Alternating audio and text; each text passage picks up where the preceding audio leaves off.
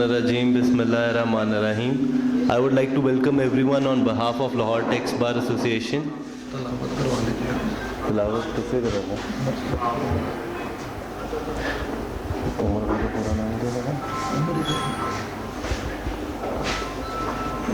तलावत के लिए I would like to call upon stage Umar भाई.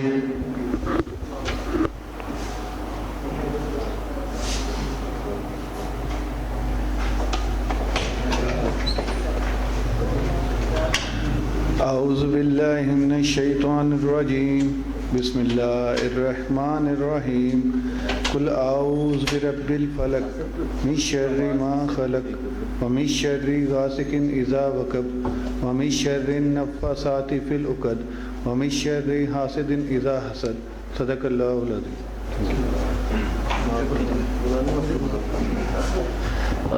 Now I would like to call Ehsan साहब on the dais ताकि वो लेक्चर को कंटिन्यू करें. Thank you. बिस्मिल्लाहिर्रहमानिर्रहीम. मैं बहुत शुक्रगुज़ार हूँ मैडम यास्मीन फ़ातिमा, कमिश्नर बेनामी ज़ोन 2 लाहौर के. उन्होंने आज हमें ऑनर बख्शी और एकेडमी के प्रोग्राम में फंक्शन में वो तशरीफ़ लाई. मैं इंतहाई शुक्रगुज़ार हूँ अपने सदर अली अहसन राना साहब का, लाहौर टैक्स बार, कि उन्होंने हमें स्पेशल टाइम दिया. गुलबाज कैसर साहब नायब सदर Lahore tax bar, Shahzeb Riaz finance secretary Lahore tax bar, Muqaddam Mansha Sukhera जिन्होंने मुझे इनवाइट किया, वो हमारे सेक्रेटरी के फ़राइज़ सर अंजाम दे रहे लाहौर टैक्स बार, और अपने उस्ताद मोहतरम मंशा सुखेरा साहब. उनसे हम रेगुलर तो एकेडमी में उनके साथ उनके इल्म से मुस्तफ़ीज़ होते हैं. आज भी हम उन रहनुमाई उनसे लेंगे इंशाअल्लाह. वेलकम करता हूँ मिस्टर रुदार साहब जो आज के हमारे लर्नड स्पीकर हैं, और साथ में आसिम साहब का कि वो हमारे पास तशरीफ़ लाए, मसूद वाला साहब, मोहसन विरक साहब और बाकी जो हमारे दोस्त हैं, सबका मैं शुक्रगुज़ार हूँ. आज का जो हमारा सेशन है ये मैं बल्कि इसको एक लफ्ज़ कहता होता हूँ कि ये फ्यूचर लॉ है. एंटी मनी लॉन्ड्रिंग और बेनामी ट्रांजैक्शन एक्ट, ये दोनों जो हैं ये फ्यूचर लॉ हैं. बतौर टैक्स कंसल्टेंट हमें इन 2 लॉज के ऊपर अब अपडेट होना चाहिए, होना पड़ेगा. इसके कंसेप्ट, इसकी एडजुडिकेशन, इसके जितने भी आगे प्रोसीडिंग्स हैं, हम उनसे जितने वेल अवेयर होंगे, जितना हम उनके ऊपर जो है अपना अबूर हासिल करेंगे, तो ये इन फ्यूचर यही प्रैक्टिस बहुत सारे मामला चीज़ों में हमें आनी है. ये शायद एक लाइटर नोट में कि जो अच्छा क्लाइंट होता है वो वेल्थ वाला होता है, जिसके पास पैसे होंगे, और जितने ये पैसे वाले हैं वही इन 2 चीज़ों में इन्वॉल्व होते हैं, एंटी मनी लॉन्ड्रिंग में भी और बेनामी में भी. तो इसलिए आपको अपने अच्छे क्लाइंट को गाइड करने के लिए, डील करने के लिए, सिक्योर करने के लिए हमें इस लॉ के ऊपर वो अबूर हासिल होना चाहिए. मैं कार्रवाई को आगे बढ़ाते हुए गुजारिश करूँगा मोहतरम सदर अली हसन राना साहब का कि वो आएँ और एकेडमी की गर्ज़ों का आयत और चीज़ें चंद अल्फाज में. बहुत शुक्रिया. औज़ु बिल्लाहि मिनश शैतानिर रजीम बिस्मिल्लाहिर्रहमानिर्रहीम इय्याका नअबुदु व इय्याका नस्तईन. ए अल्लाह, हम तेरी इबादत करते हैं, तुझी से मदद चाहते हैं. मैं मैडम यास्मीन फ़ातिमा को खुश आमदीद कहता हूँ. इन्होंने अपने कीमती वक्त में से लाहौर टैक्स बार एसोसिएशन के लिए वक्त निकाला. जैसा कि आप तमाम दोस्तों को पता है, बेनामी एक्ट 2017 हमारे लिए इसलिए अहम है कि हमारा इससे रिज़्क वाबस्ता है जी. ये टैक्स पेयर्स के लिए अहम है और गवर्नमेंट के लिए भी अहम है. ये लाहौर टैक्स बार एसोसिएशन ने जिस एकेडमी को रन कर रही है उसमें हमेशा से हम लोगों ने कोशिश की है कि जो अपडेट्स आती रहें उनको शेयर करते रहें. आज हमारी एकेडमी का 6ठा सेशन है. यूट्यूब में भी आपने देखा होगा 400 से ज़्यादा माशाल्लाह अल्हम्दुलिल्लाह सब्सक्राइबर्स हैं, और 15,000 मिनट्स के इस वक्त व्यूवर्स जो हमारे साथ लिंकअप में हैं. मैं एक अर्ज़ करता चलूँ मैडम को, मैडम हम जो लोग हैं हम ब्रिज हैं. मैंने एक प्रोसीडिंग अटेंड किए जी, जिसमें शायद आप लोग ये समझते हैं कि हम कुछ सिखाते हैं टैक्स पेयर को। मैं आज इस प्लेटफॉर्म से दावे से ये कहता हूँ कि हम जो कमाते हैं वो रिज़्क़ हलाल है। हमें जो इन्फॉर्मेशन मिलती है हम वही पास ऑन करते हैं। मैं 1 साल पुरानी बात कर रहा हूँ प्रोसीडिंग की, तो जो ऑफिसर से वो ये समझते रहे कि शायद हर चीज़ मैं ही बना के ला रहा हूँ, और प्रोसीडिंग भी अपनी मर्ज़ी से कर रहे थे। बड़ी मुश्किल से उनको फिर वो हम लोग, माफ़ी चाहता हूँ थोड़ा सख्त लफ्ज़ है, लाइन पे लेके आए कि नहीं जनाब हम तो ब्रिज हैं, हमने आपकी भी बात सुननी है और टैक्स पेयर की भी सुननी है। हम ही वो ब्रिज हैं जिसकी वजह से आपका रेवेन्यू अच्छा जनरेट होता है।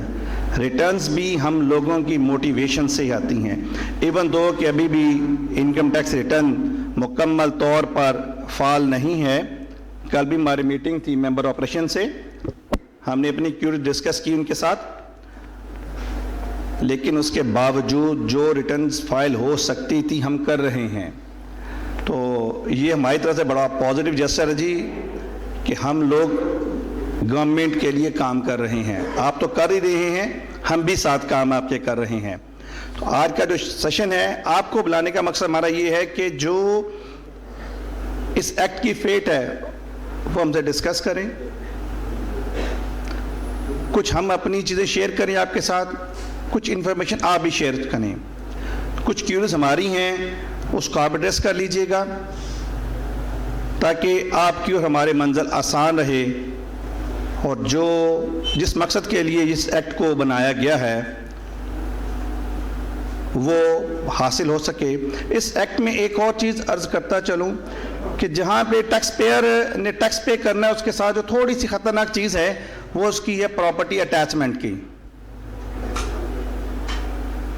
तो ये तो खैर ख़तरनाक होगी FBR की हद तक, टैक्स पेयर की हद तक।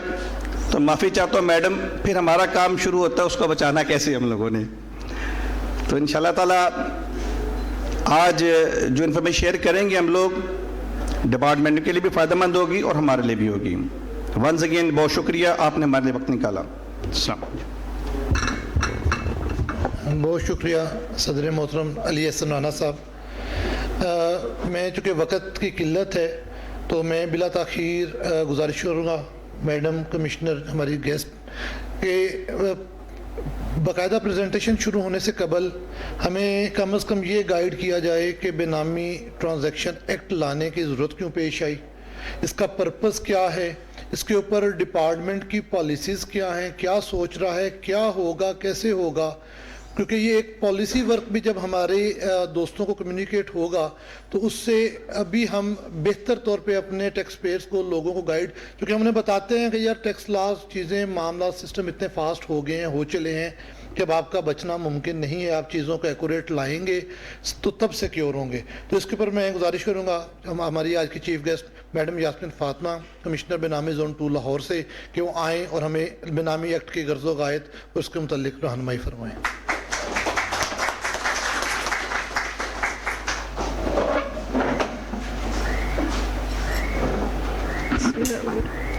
शुक्रिया बहुत बहुत एहसन साहब। अब हमने इस पे एक बहुत अच्छी प्रेजेंटेशन तैयार किया, उसमें इसकी गर्ज़ो गायत और हर चीज़ का बताया गया। जो चीज़ उसमें नहीं बताई गई वो मैं आपको यहाँ पे बता देती हूँ कि सबसे पहले तो हमें कुछ हक़ाइक़ का पता होना चाहिए कि पाकिस्तान जो है वो किस हालात से गुज़र रहा है। हमें हर साल कर्ज़ा लेना पड़ता है, हमारी टैक्स की रिकवरीज कम है, जिसको पूरा करने के लिए बजट डेफिसिट को हमें कर्ज़े लेने होते हैं। जब भी आप इवन अगर आप बैंक से भी कर्ज़ा लेते हैं तो उसकी अपनी कुछ कंडीशंस होती हैं जिसको आपने पूरा करना होता है। पाकिस्तान के बारे में जब वर्ल्ड बैंक ने, IMF ने स्टडी की तो उन्होंने कहा कि जी पाकिस्तान की जो अनडॉक्यूमेंटेड इकॉनमी है, अनटैक्सड इकॉनमी है, वो almost equal to documented economy है। जब इसको, अब हमें नहीं पता कि रिसर्च उन्होंने कैसे की, कहाँ से डाटा इकट्ठा किया, लेकिन इस वक्त ऑलमोस्ट 60-40 का रेशो जो है वो इसका चल रहा है कि 60% आपकी टैक्स्ड और 40% जो है अनटैक्स्ड। ये चीज़ नंबर 2 ये कि पाकिस्तान जो है वो टेररिस्ट की लिस्ट पर भी है और FATF का भी हमारे पे प्रेशर है, हमारी क्रेडिट रेटिंग का भी इशू है।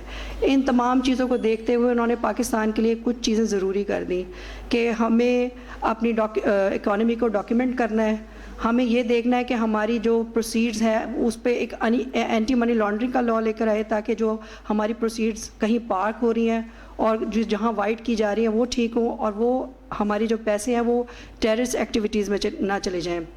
इन तमाम लूप होल्स को वो गैप को फिल करते करते ये यहाँ पर आगे जहाँ पे देखा गया कि ये पैसे कहाँ पे पार्क हो रहे हैं, तो देखा कि ये बेनामी ट्रांजैक्शंस में हो रहे हैं। बेनामी ट्रांजैक्शन जो है वो बिजनेसमैन भी करता है, नॉन बिजनेसमैन भी करता है, हम सब किसी ना किसी तरीके पे किसी टाइम पर हम इसमें इन्वॉल्व हो जाते हैं। जैसे कि हम जब गाड़ी ख़रीदते हैं या गाड़ी बेचते हैं तो गाड़ी बेच तो देते हैं लेकिन उसका नेम ट्रांसफ़र नहीं हुआ होता, उस टाइम पर ये एक बेनामी की ट्रांजैक्शन बन जाती है। गो के आपकी इंटेंशंस ठीक होती हैं बाज़ दफ़ा, लेकिन क्योंकि हम अपना कोई टैक्स बचा रहे होते हैं किसी भी किस्म का, तो हम वहाँ पे उसको ट्रांजैक्शन को प्रॉपर नहीं करते। इन तमाम चीज़ों को प्रॉपर करने के लिए फिर ये जो है एंटी बेनामी एक्ट 14 फरवरी सन 2017 में लाया गया। एक्ट आने के बाद इसके रूल्स बने, रूल्स के बाद कमिश्नरेट बने। पहले तो सबसे पहली इसकी जो कमिश्नर हूँ मैं खुद हूँ लाहौर की। ये जो है अप्रैल 2017 में कमिश्नरेट बन गए थे और BTB को इसका एडिशनल चार्ज दिया गया। उसके बाद 30 जून को इसका एडिशनल चार्ज ख़त्म करके सेपरेट कमिश्नरेट बना दिए गए। अब पूरे पाकिस्तान में 3 कमिश्नरेट हैं जो कि इस पर काम कर रहे हैं और इसकी एक वास्ट जुरिस्डिक्शन है। और ये बिल्कुल आप इस तरह समझे कि जैसे पुलिस थाने में जो जहाँ पर वक़ुआ होता है उनकी जुरिस्डिक्शन होती है, इसी तरह हमारी जुरिस्डिक्शन भी ऐसी है कि जहाँ पर प्रॉपर ये एंटी बेनामी ट्रांजैक्शन होती है वहीं पे हमारी जुरिस्डिक्शन बन जाती है। इसको आपको ना थोड़ा सा टैक्स के से दूर करके देखना पड़ेगा। ये टैक्सेशन के साथ इसका ताल्लुक है भी और नहीं भी। ये ज़्यादातर एक कॉम्बिनेशन है सिविल और क्रिमिनल लॉ का, उसके दरमियान में ये चलता है। और क्योंकि जिस तरह कि हर नई चीज़ की हमें एक रेजिस्टेंस होती है तो इसकी भी रेजिस्टेंस है। पहले जब एंटी मनी लॉन्ड्रिंग आया था तब हमने रेजिस्ट किया, लेकिन रेजिस्टेंस को ओवरकम करने की कुछ फेजेस होती हैं, freeze, unfreeze, transition and then you inculcate in your mind and in your life. तो ये भी इस वक्त ट्रांजिशन की स्टेज पर है। अब हमारे लिए इसको जानना इसलिए भी ज़रूरी है कि पाकिस्तान का सरवाइव करना मुश्किल है अगर हम ये अपनी रेटिंग बेहतर नहीं करते FATF के सामने।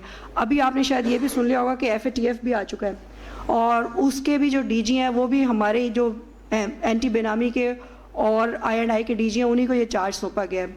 उसमें भी अब जो ज्वेलर्स और रियल एस्टेट वाले, अब जो 2 सेक्ट्स रह गए थे इकॉनमी के, उनको भी टैप कर लिया उन्होंने उसमें।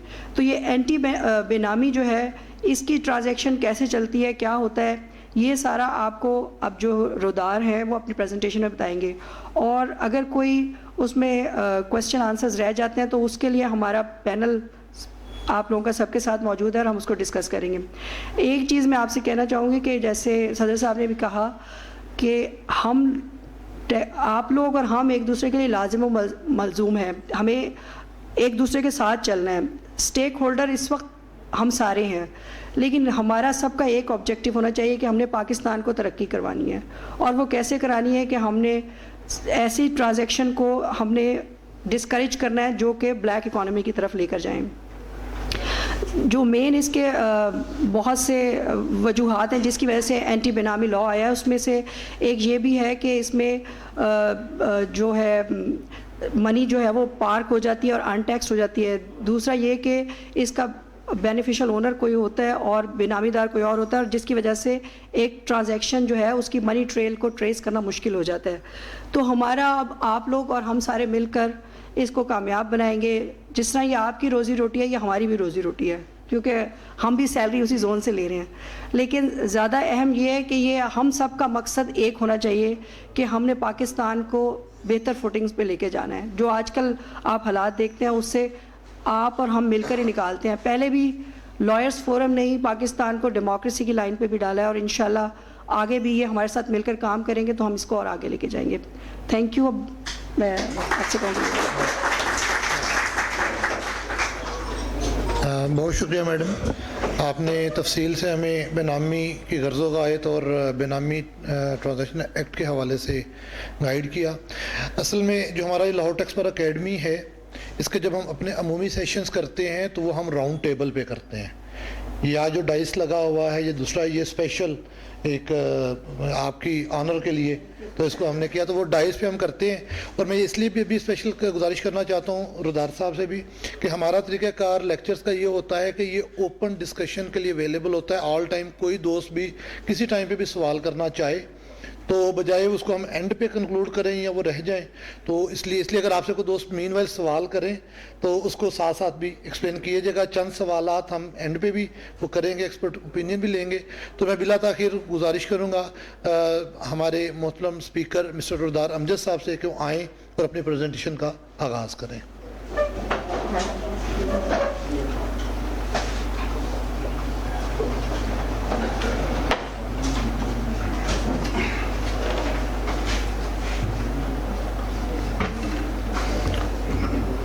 Assalamu alaikum, ladies and gentlemen.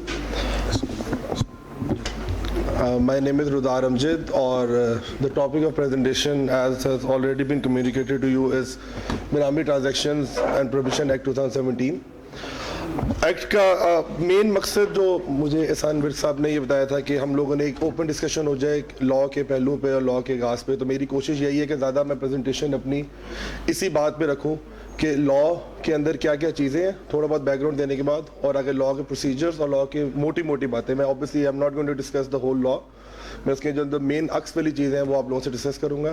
Questions are welcome anywhere. आप बीच में अगर आपको कोई बात नहीं समझ आएगी, क्योंकि बीच में थोड़ी बहुत चीज़ें कॉम्प्लेक्स हैं, तो आप उसी वक्त रोक के मेरे से ज़रूर पूछ सकते हैं ताकि हम साथ साथ लेके चलें।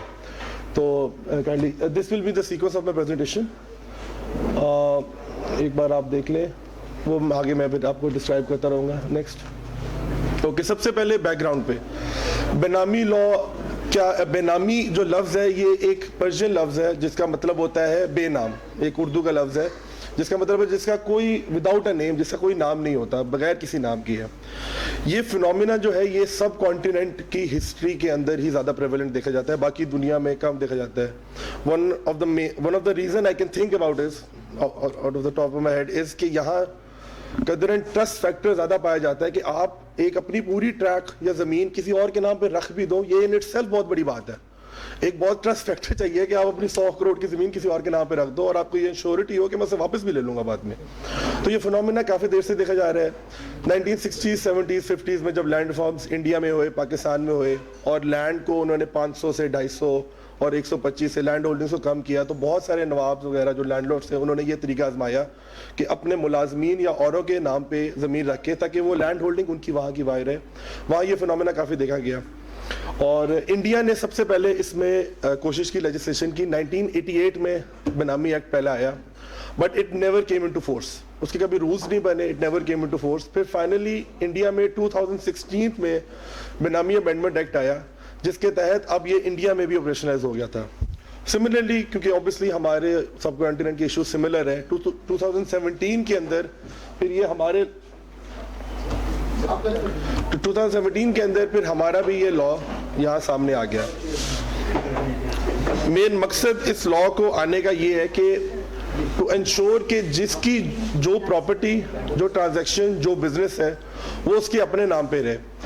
बाकी लॉज के अंदर, एंटी मनी लॉन्ड्रिंग या किसी भी लॉ के अंदर, जब आप किसी को एक चीज़ देख रहे होंगे, आप अगर चीज़ इन एक्चुअलिटी इसने की हुई है लेकिन कागजों में ये शो हो रहा है कि दूसरे बंदे ने की हुई है, तो उस लॉ के तहत एक लकूना क्रिएट हो जाता है। उस लॉ उसको कॉग उसको इकट्ठे करने के लिए चीज़ों को, ताकि रब से रब मिले और वो लकूना ख़त्म हो, ये लॉ लाया गया है कि जिसकी जो चीज़ होगी, जिसका जो बिजनेस होगा, जिसकी जो ट्रांजैक्शन होगी, वो उसी के नाम पे कीजिए, और लिहाजा इसी वजह से लॉ है। उसके बाद ये सर्टेन सेलेंट फीचर्स हैं ऑफ द लॉ। सबसे पहला, it was enacted on 14 February 2017। President का असेंट इसको 14 फरवरी को मिला गया था। नोटिफाई ये गजेट में 17 को आता है, लेकिन ये ऑपरेशनल, इसका जो ऑपरेशन होगी प्रमलगेशन में 14 फरवरी से ही देखी जाएगी। रूल्स इसके आए थे 11 मार्च 2019 में। इसके दरमियान में, इसका रीज़न मैं आपको आगे भी डिस्क्राइब करूंगा कि क्यों थोड़ा ग्रेस पीरियड दिया गया, क्योंकि जिस वक्त ये लॉ आ गया था, इसने उसी वक्त holding of benami property and entering into a transaction, दोनों को इसने जुर्म करार दे दिया था और दोनों में कन्फिस्केशन ऑफ प्रॉपर्टी हो गई थी। तो गवर्नमेंट ने एज अ ग्रेस पीरियड आपको एक एमनेस्टी दी थी, एसेट डिक्लेरेशन 2018, सब उससे वाकिफ होंगे, जिसके अंदर एक क्लॉज बेनामी की भी थी कि जिसकी अगर कोई बेनामी है वो डिक्लेयर कर दे, उस पर फिर फर्दर हम आगे एक्शन नहीं लेंगे। ये इस रूल्स 19 को it extends to the whole of Pakistan.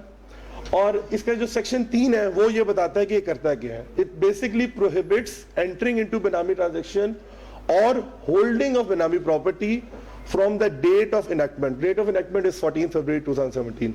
मतलब कि एक तो आपने बेनामी ट्रांजैक्शन अब करनी भी नहीं है, वो मैं आगे आपको डिफाइन करूंगा एग्जैक्टली बाय लॉ बेनामी ट्रांजैक्शन है क्या। और अगर आप कोई बेनामी प्रॉपर्टी है वो अपने होल्ड भी नहीं कर ली। इसको अब इस तरह समझ लें कि फॉर एग्जाम्पल AK-47 एक वक्त से पहले रखना ठीक थे, आप रख सकते थे।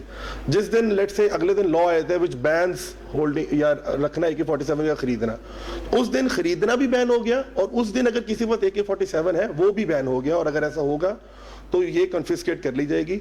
ये इस लॉ का एक्ट का मतलब है। इसकी वायरिस चैलेंज हुई है लॉ में, वो हम फर्दर किसी it's a topic of another day, उसकी डिस्कशन वगैरह के लिए हम कर लेंगे। अभी बाय लॉ जो एक्चुअल मीनिंग है वो ये लिया जाएगा। सेक्शन 4 ये बेसिकली फिर आगे बताता है कि अगर बेनामी प्रॉपर्टी दिख गई, अच्छा मैं एक और चीज बताता चलूं, ये जो लॉ है ये प्रॉपर्टी स्पेसिफिक लॉ है, ये इंसानों को टारगेट नहीं कर रहा, ये प्रॉपर्टी को टारगेट कर रहा है। हमारा मेन मकसद इसके अंदर देखना है कि फर्ज करें अगर ये एक प्रॉपर्टी है तो हमने ये तयन करना है हमारे जोन ने कि वेदर और नॉट ये प्रॉपर्टी बेनामी है कि नहीं है। इसका बेनामीदार कौन है, बेनिफिशियल ओनर कौन है, ये इसकी साइड वाली चीजें जो कि साथ साथ चाहिए होती हैं, लेकिन मेन मकसद लॉ का है इस बात को साबित करना कि अगर ये बोतल बेनामी है तो हम इस बोतल को बेनामी करार दें, और अगर ये साबित हो जाती है तो ये कन्फिस्केट हो जाएगी by the federal government complete. Section 5 एक है which prohibits retransfer of property by the benamidar after the enactment. अब ये एक सेक्शन है जो मैं आपको पहले बताया था, जिसके बाद हमने ग्रेस पीरियड दिया था। ये after the enactment of the law it is saying कि आप बेनामीदार जो है वो बेनिफिशियल ओनर के नाम पे या उसके किसी रिलेटेड पार्टी के नाम पे दोबारा रीट्रांसफर नहीं कर सकता, विच एसेंशियली मीन्स इज कि आफ्टर 2017 कोई बेनामीदार था तो ही विल रिमेन बेनामीदार, उसकी प्रॉपर्टी बेनामी रहेगी। वो वापस अगर वो अरेंजमेंट को दोबारा खत्म करना चाहे वो नहीं कर सकता after the enactment of the act. This is what this section means, जिसकी वजह से वो सारा हुआ था।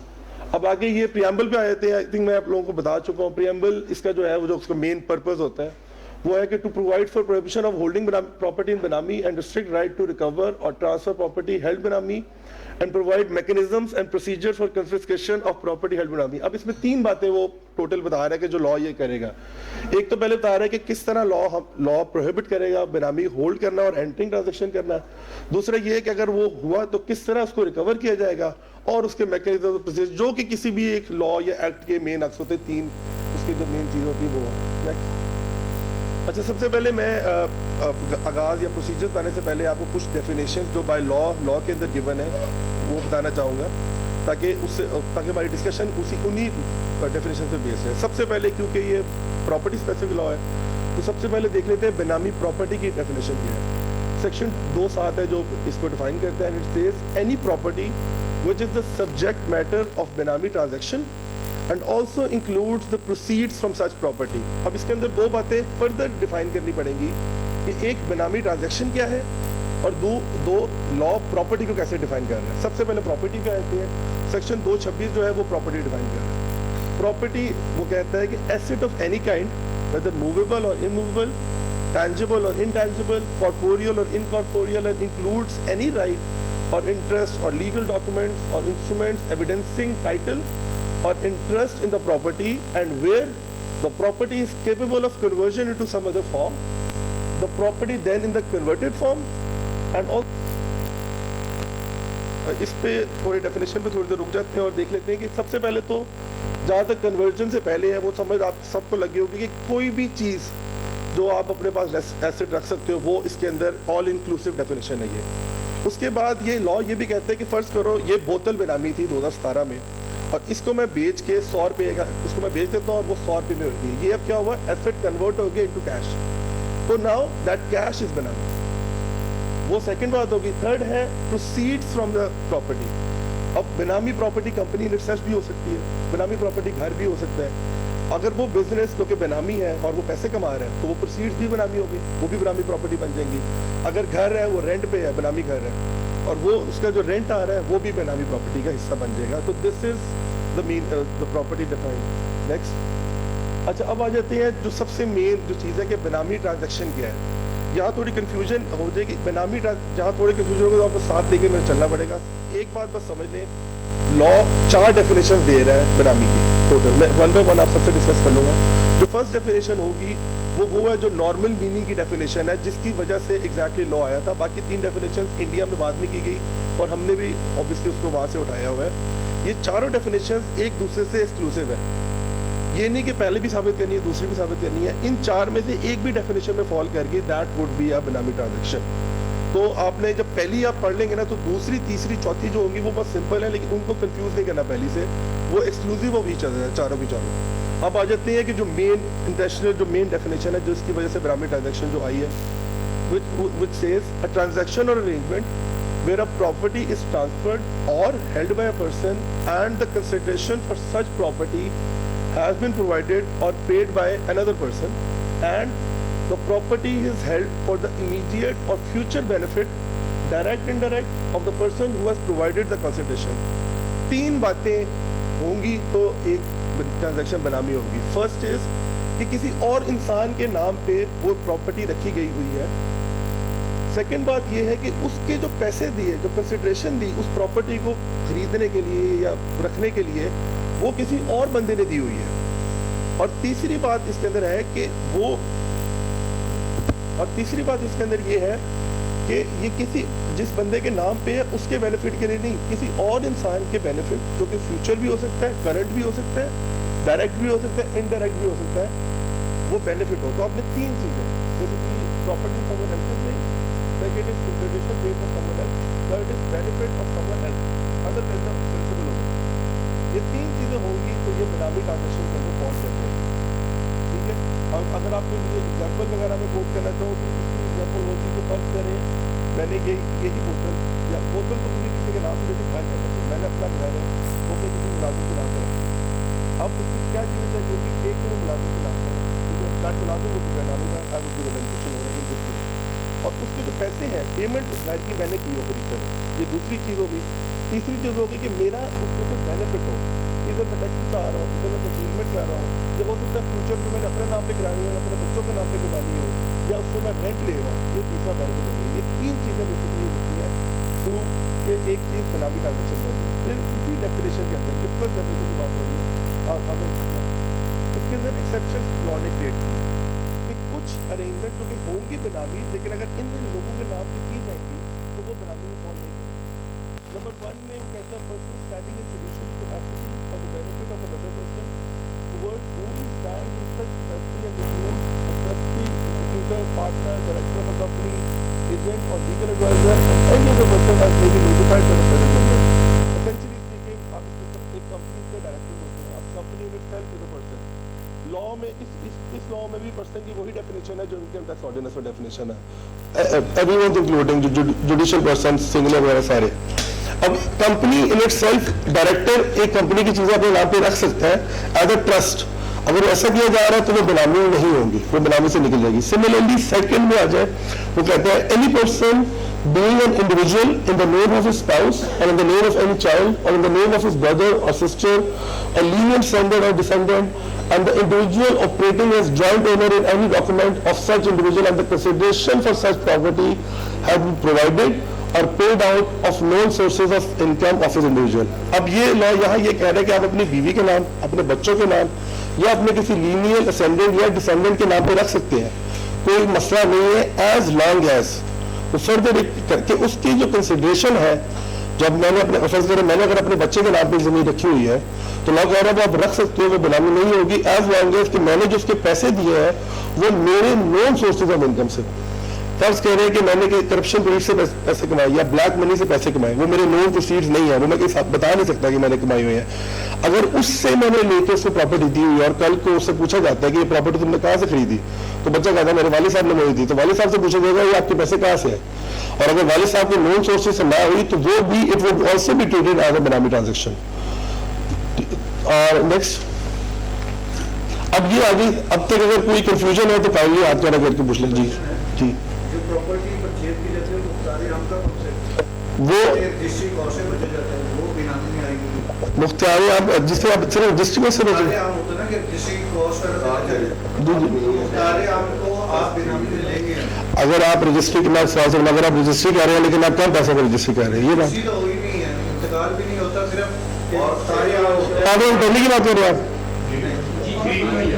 पावर ऑफ अटॉर्नी नहीं, पावर ऑफ अटॉर्नी की अगर आपकी जमीन है, सिंपल पावर ऑफ अटॉर्नी में होना है आप बेनामी। लेकिन एक्चुअली उसने मुझे पेमेंट तो कर दी है, पावर ऑफ अटॉर्नी तो वो सिर्फ उसका फ्यूचर देखिए, तीसरी डेफिनेशन है फ्यूचर डायरेक्ट और इनडायरेक्ट बेनिफिट, वो भी हमने साबित करना है। अगर अब मैं सिंपल ये ट्रस्ट के अंदर आ जाएगा ना, आपने अगर ट्रस्ट मैंने आपको पावर ऑफ अटॉर्नी दी और मैंने कहा आप मेरे से ये जमीन खरीद लो, इसको वो कर लो। ट्रस्ट तो विदाउट कंसिडरेशन है, मैं कह रहा हूँ कि उसने शो किया पावर ऑफ अटॉर्नी है, लेकिन उसने मुझे पूरी पेमेंट कर दी है प्रॉपर्टी। अच्छा, उसने शो ये किया हुआ है, उसने पेमेंट पूरी कर दी है, मुख्तार आम ये है कि रजिस्ट्री कॉस्ट 2, 2.5, 4 लाख है वो मुझे ना पड़े, आगे वो उसे मार्जिन के साथ सेल कर देगा। ठीक है भैया। ये जो उसने मुख्तार आम का मेरे साथ एग्रीमेंट किया है, क्या ये बेनामी है या नहीं?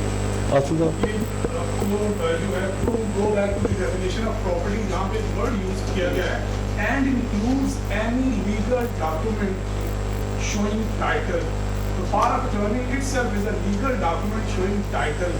So in strict sense, the transaction as provided in the Transaction Prohibition Act has been committed. Basically the purpose क्या, अगर आप आगे हम जाके इसकी पनिशमेंट में देखेंगे ना सेक्शन 51 में, तो वहाँ पे कहता है जो कोई बंदा बेनामी ट्रांजैक्शन इस एम या ऑब्जेक्टिव से करता है कि उसने कोई स्टैट्यूटरी ड्यूज या टैक्सेस या ड्यूटीज को इवेड करना है, तो यहाँ पे जो पावर ऑफ अटॉर्नी वो इशू करवा रहा है with the aim to evade registration fee, with the aim to evade अपना withholding tax, registration fee, capital value tax, उनको इवेट करने के लिए, ताकि वो कहीं उसका कहीं पे नाम भी ना आए और आगे ट्रांजैक्शन भी स्मूथली चली जाए। जैसे मैं छोटी सी एग्जांपल आपको देता हूँ, मैं प्रॉपर्टी बेचने वाला हूँ, आप प्रॉपर्टी खरीदने वाले हैं, आपने मुझे पेमेंट सारी दे दी, मैं आपको कहता हूँ आप रजिस्ट्री करवा लें, आप कहते हैं कि नहीं मैंने रजिस्ट्री नहीं करवानी, आप ऐसा करें मेरी फेवर में पावर ऑफ अटॉर्नी इशू कर दें, तो मुझे जहाँ जरूरत पड़ेगी मैं आगे किसी को चाहे आगे पावर ऑफ अटॉर्नी दे दूँ इफ अलाउड बाय लॉ, या मैं अगले बंदे को डायरेक्टली आपकी प्रॉपर्टी ट्रांसफर करवा दूंगा। तो actually the property is held, यहाँ पे ट्रांसफर नहीं हुई, property is held in the name of benamidar, जिसमें बेनामीदार का प्राइमा फेशियाई कोई कसूर नहीं है, because he can not compel as such compel नहीं कर सकता। ये तो कह सकता है कि आप करवाएं, लेकिन उस तरह से लीगली वो ये नहीं कह सकता कि उठे आज ही मेरे साथ जाएंगे आगे आप रजिस्ट्री करवाएं, क्योंकि प्रॉपर्टी में ऐसा बाकी और भी काफी सारी चीजें आ जाती हैं लाइक व्हीकल। तो उस केस में ये वो है बेनामीदार ऐसा है जिसने कोई क्राइम नहीं कमिट किया हुआ है। यहाँ पे क्राइम कौन कमिट कर रहा है, यहाँ पे बेनिफिशियल ओनर कर रहा है। यहाँ पे benamidar is not lending his name, उसकी एसेट्स मेरा फाइल नहीं है शामिल। लेकिन जहाँ पे अगर ट्रांजैक्शन कुछ इस तरह से हो जाती है कि मैं सेलर हूँ, आप परचेजर हैं, और आप इन साहब के नाम पर रजिस्ट्री करवा लेते हैं, इन्होंने तो कंसिडरेशन नहीं दी हुई, कंसिडरेशन तो आपने दी हुई है, now he is active in this transaction. इस बंदे ने जानबूझ के अपना नेम लैंड किया है despite the fact he knows that I haven't provided consideration. तो जो पावर ऑफ अटॉर्नी वाली इस तरह की अरेंजमेंट है जहाँ पे कंसिडरेशन पे हो चुकी है, दैट इज बेनामी। उसके अलावा जहाँ पे कोई बंदा लेट से कहीं पे अमेरिका में है, इंग्लैंड में बैठा है, वो यहाँ पे नहीं आ सकता, तो किसी को अपना पावर ऑफ अटॉर्नी बहन भाई को कजन को अपॉइंट कर देता, तो दैट इज नॉट बेनामी ट्रांजैक्शन। सेलर के लिए बायर तो एक्सक्लूडेड है फिडुशरी के एस्टिमेट इंक्लूडेड है, इंक्लूड आगे एजेंट को ले रहे हैं ना। वो बेसिकली आपने पहले ये साबित करना है कि फिडुशरी कैपेसिटी नहीं है, जो वो बात कर रहे हैं ना उसमें फिडुशरी कैपेसिटी नहीं है, अटॉर्नी दी है, लेकिन अगर हम तो स्टैट्यूटरी कॉस्ट से बचना, वो एज अ ट्रस्ट नहीं रख रहा उसको, इस एक्सेप्शन के अंदर पॉइंट किया आपको फीस देनी है कि नहीं? सर फीस नहीं देनी है तो फीस देनी है तो सर्टिफिकेट जो काम कर रहा है उसमें थोड़ी कर रहा है। एजेंट किसी भी होते हैं अपनी वो कंसिडरेशन लेते हैं, एजेंट इसीलिए तो एजेंसी रिलेशनशिप सारा ही खत्म हो जाएगा, सिस्टम भी सारा खत्म हो जाएगा। ये जो रियल एस्टेट के जितने एडवाइजर्स हैं वो आप पैसे देते हैं, वो अपने नाम भी खरीदे, तो एजेंट इसमें से एक्सक्लूडेड है सारे, क्योंकि इसीलिए डेफिनेशन में एजेंसी मैं यही अर्थ कर रहा हूँ कॉन्ट्रैक्चुअल एजेंसी रिलेशनशिप वो आप पीछे डाला, वो सारे इसमें से एक्सक्लूडेड है। मैं यही अर्थ कर रहा हूँ एक्सक्लूडेड है नहीं वो slide number 8 actually agency relation यहाँ पे एजेंसी रिलेशन ये मैं यहाँ पे रिलेशनशिप है। बचना सब्सिक्वेंट बात है। मैंने आपने पावर टर्निंग दी है कि ये आप खरीदें और मेरे ब्याह पे किसी और को, जैसे आप यहाँ या किसी को पावर इनवोकेबल पावर टर्निंग दे देते हैं, ये मेरी प्रॉपर्टी है, मैनेज करें, सेल करें, जो मर्जी करें, और ये कंसीडरेशन वो आपके ब्याह पे सारा कलेक्ट कर लेगा, सब्सिक्वेंट भी आपको दे सकता है, रजिस्ट्री में लोन पे आगे करा सकता है। ये जनरल प्रैक्टिस है, ये लीगल प्रैक्टिस है। मैं एक बात कर लूँ, डेफिनेशन पे आगे जी एक्सेप्शन पे आ जाते हैं, एक्सेप्शन दोबारा एक बार पढ़ लेते हैं, एक्सेप्शन दोबारा पढ़ लेते हैं। जो आप बात कर रहे हो मैं समझ गया आपकी बात, मैं समझ गया आपकी बात, मैं समझ गया आपकी बात, मैं बता देता हूँ एक सेकंड। यहाँ पे मैं कंसिडरेशन पे कर देता हूँ, सेलर को मैं अपने नाम पे लेकिन ये एजेंसी रिलेशनशिप है। एजेंसी रिलेशनशिप तो ये है, yes I am giving you this money, आप मेरे यहाँ पे प्लॉट खरीदे, गाड़ी खरीदे और आप उसको खरीद के रख लें, जब दिल चाहे आप बेच दीजिए और मुझे मेरे पैसे। एक्चुअली मैं आई थिंक आगे चलते हैं, कंसिडरेशन आपको पॉइंट कर रहे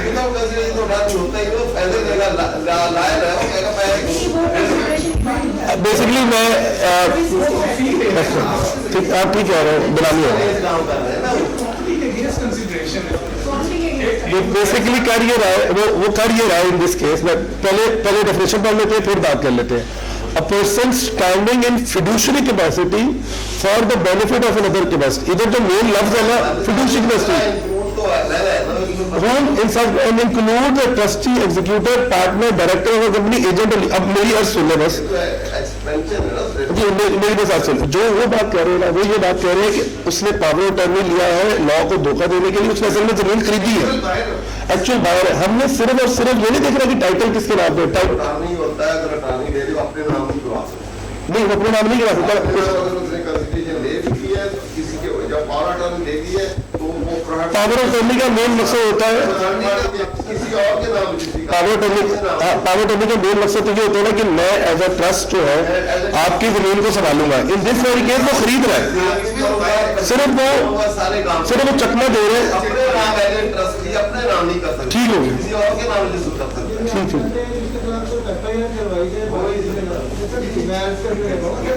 उसके अकाउंट से पैसे गए, उसके अकाउंट से सर पैसे गए, ये तो मेरे ख्याल में सीधी 420 है। कह रहे हैं ना ये बात चली जाती है, पेमेंट कर दी ना जी, और आपने वो रजिस्ट्री के पैसे बचाने के लिए की है, या तो फिर एडवांस भी शो करे साथ, एडवांस का एग्रीमेंट लिखे, उसको अपने अकाउंट में आप भी डिक्लेयर करें, जो बेचकर सेलर दोनों डिक्लेयर कर दें, एडवांस आ गया फिर तो ठीक है। अगर आपने वो पेमेंट का कुछ जिक्र नहीं कर रहे और सिर्फ आपके पावर टार्निंग पे वो खरीद रहे हैं, तो ये बस मीटिंग है, वो 420 है। बेसिकली अगर वो फिडुशियरी कैपेसिटी से निकल गया, वो इस डेफिनेशन से बाहर निकल गया। साथ एक एग्रीमेंट सेल भी होता है जिसमें ये मेरे एग्रीमेंट तो सेल है, दोनों में डिक्लेरेशन है, अगर एग्रीमेंट तो सेल है और वो डिक्लेयर्ड है फिर तो बात ठीक है। अगर वो डिक्लेयर्ड ही नहीं है और आपने मेंशन भी नहीं किया रिटर्न में, सिंपल एक अटॉर्नी ले ली है, तो फिर वो मेरा ख्याल है कि बायर में डिक्लेयर नहीं किया हुआ, मैं सेलर हूँ और ये मेरी रियल ट्रांजैक्शन है, मैं सेलर हूँ, उसने मुझे कैश में दिया, उसने मुझे कैश में दिया, उसके नाम की डिपॉजिट स्लिप है, मेरे अकाउंट में पैसे आ गए, मैंने प्रॉपर्टी उसने मेरे से मुख्तारिया करवा दिया कि भाई मुझे किसी की कॉस्ट पड़ती है, मुझे आगे जब जरूरत पड़ी मैं भेज दूँगा। अब उसने मार्जिन के लिए उसे होल्ड किया, एक्चुअल पेमेंट उसने मुझे कैश में कर दी।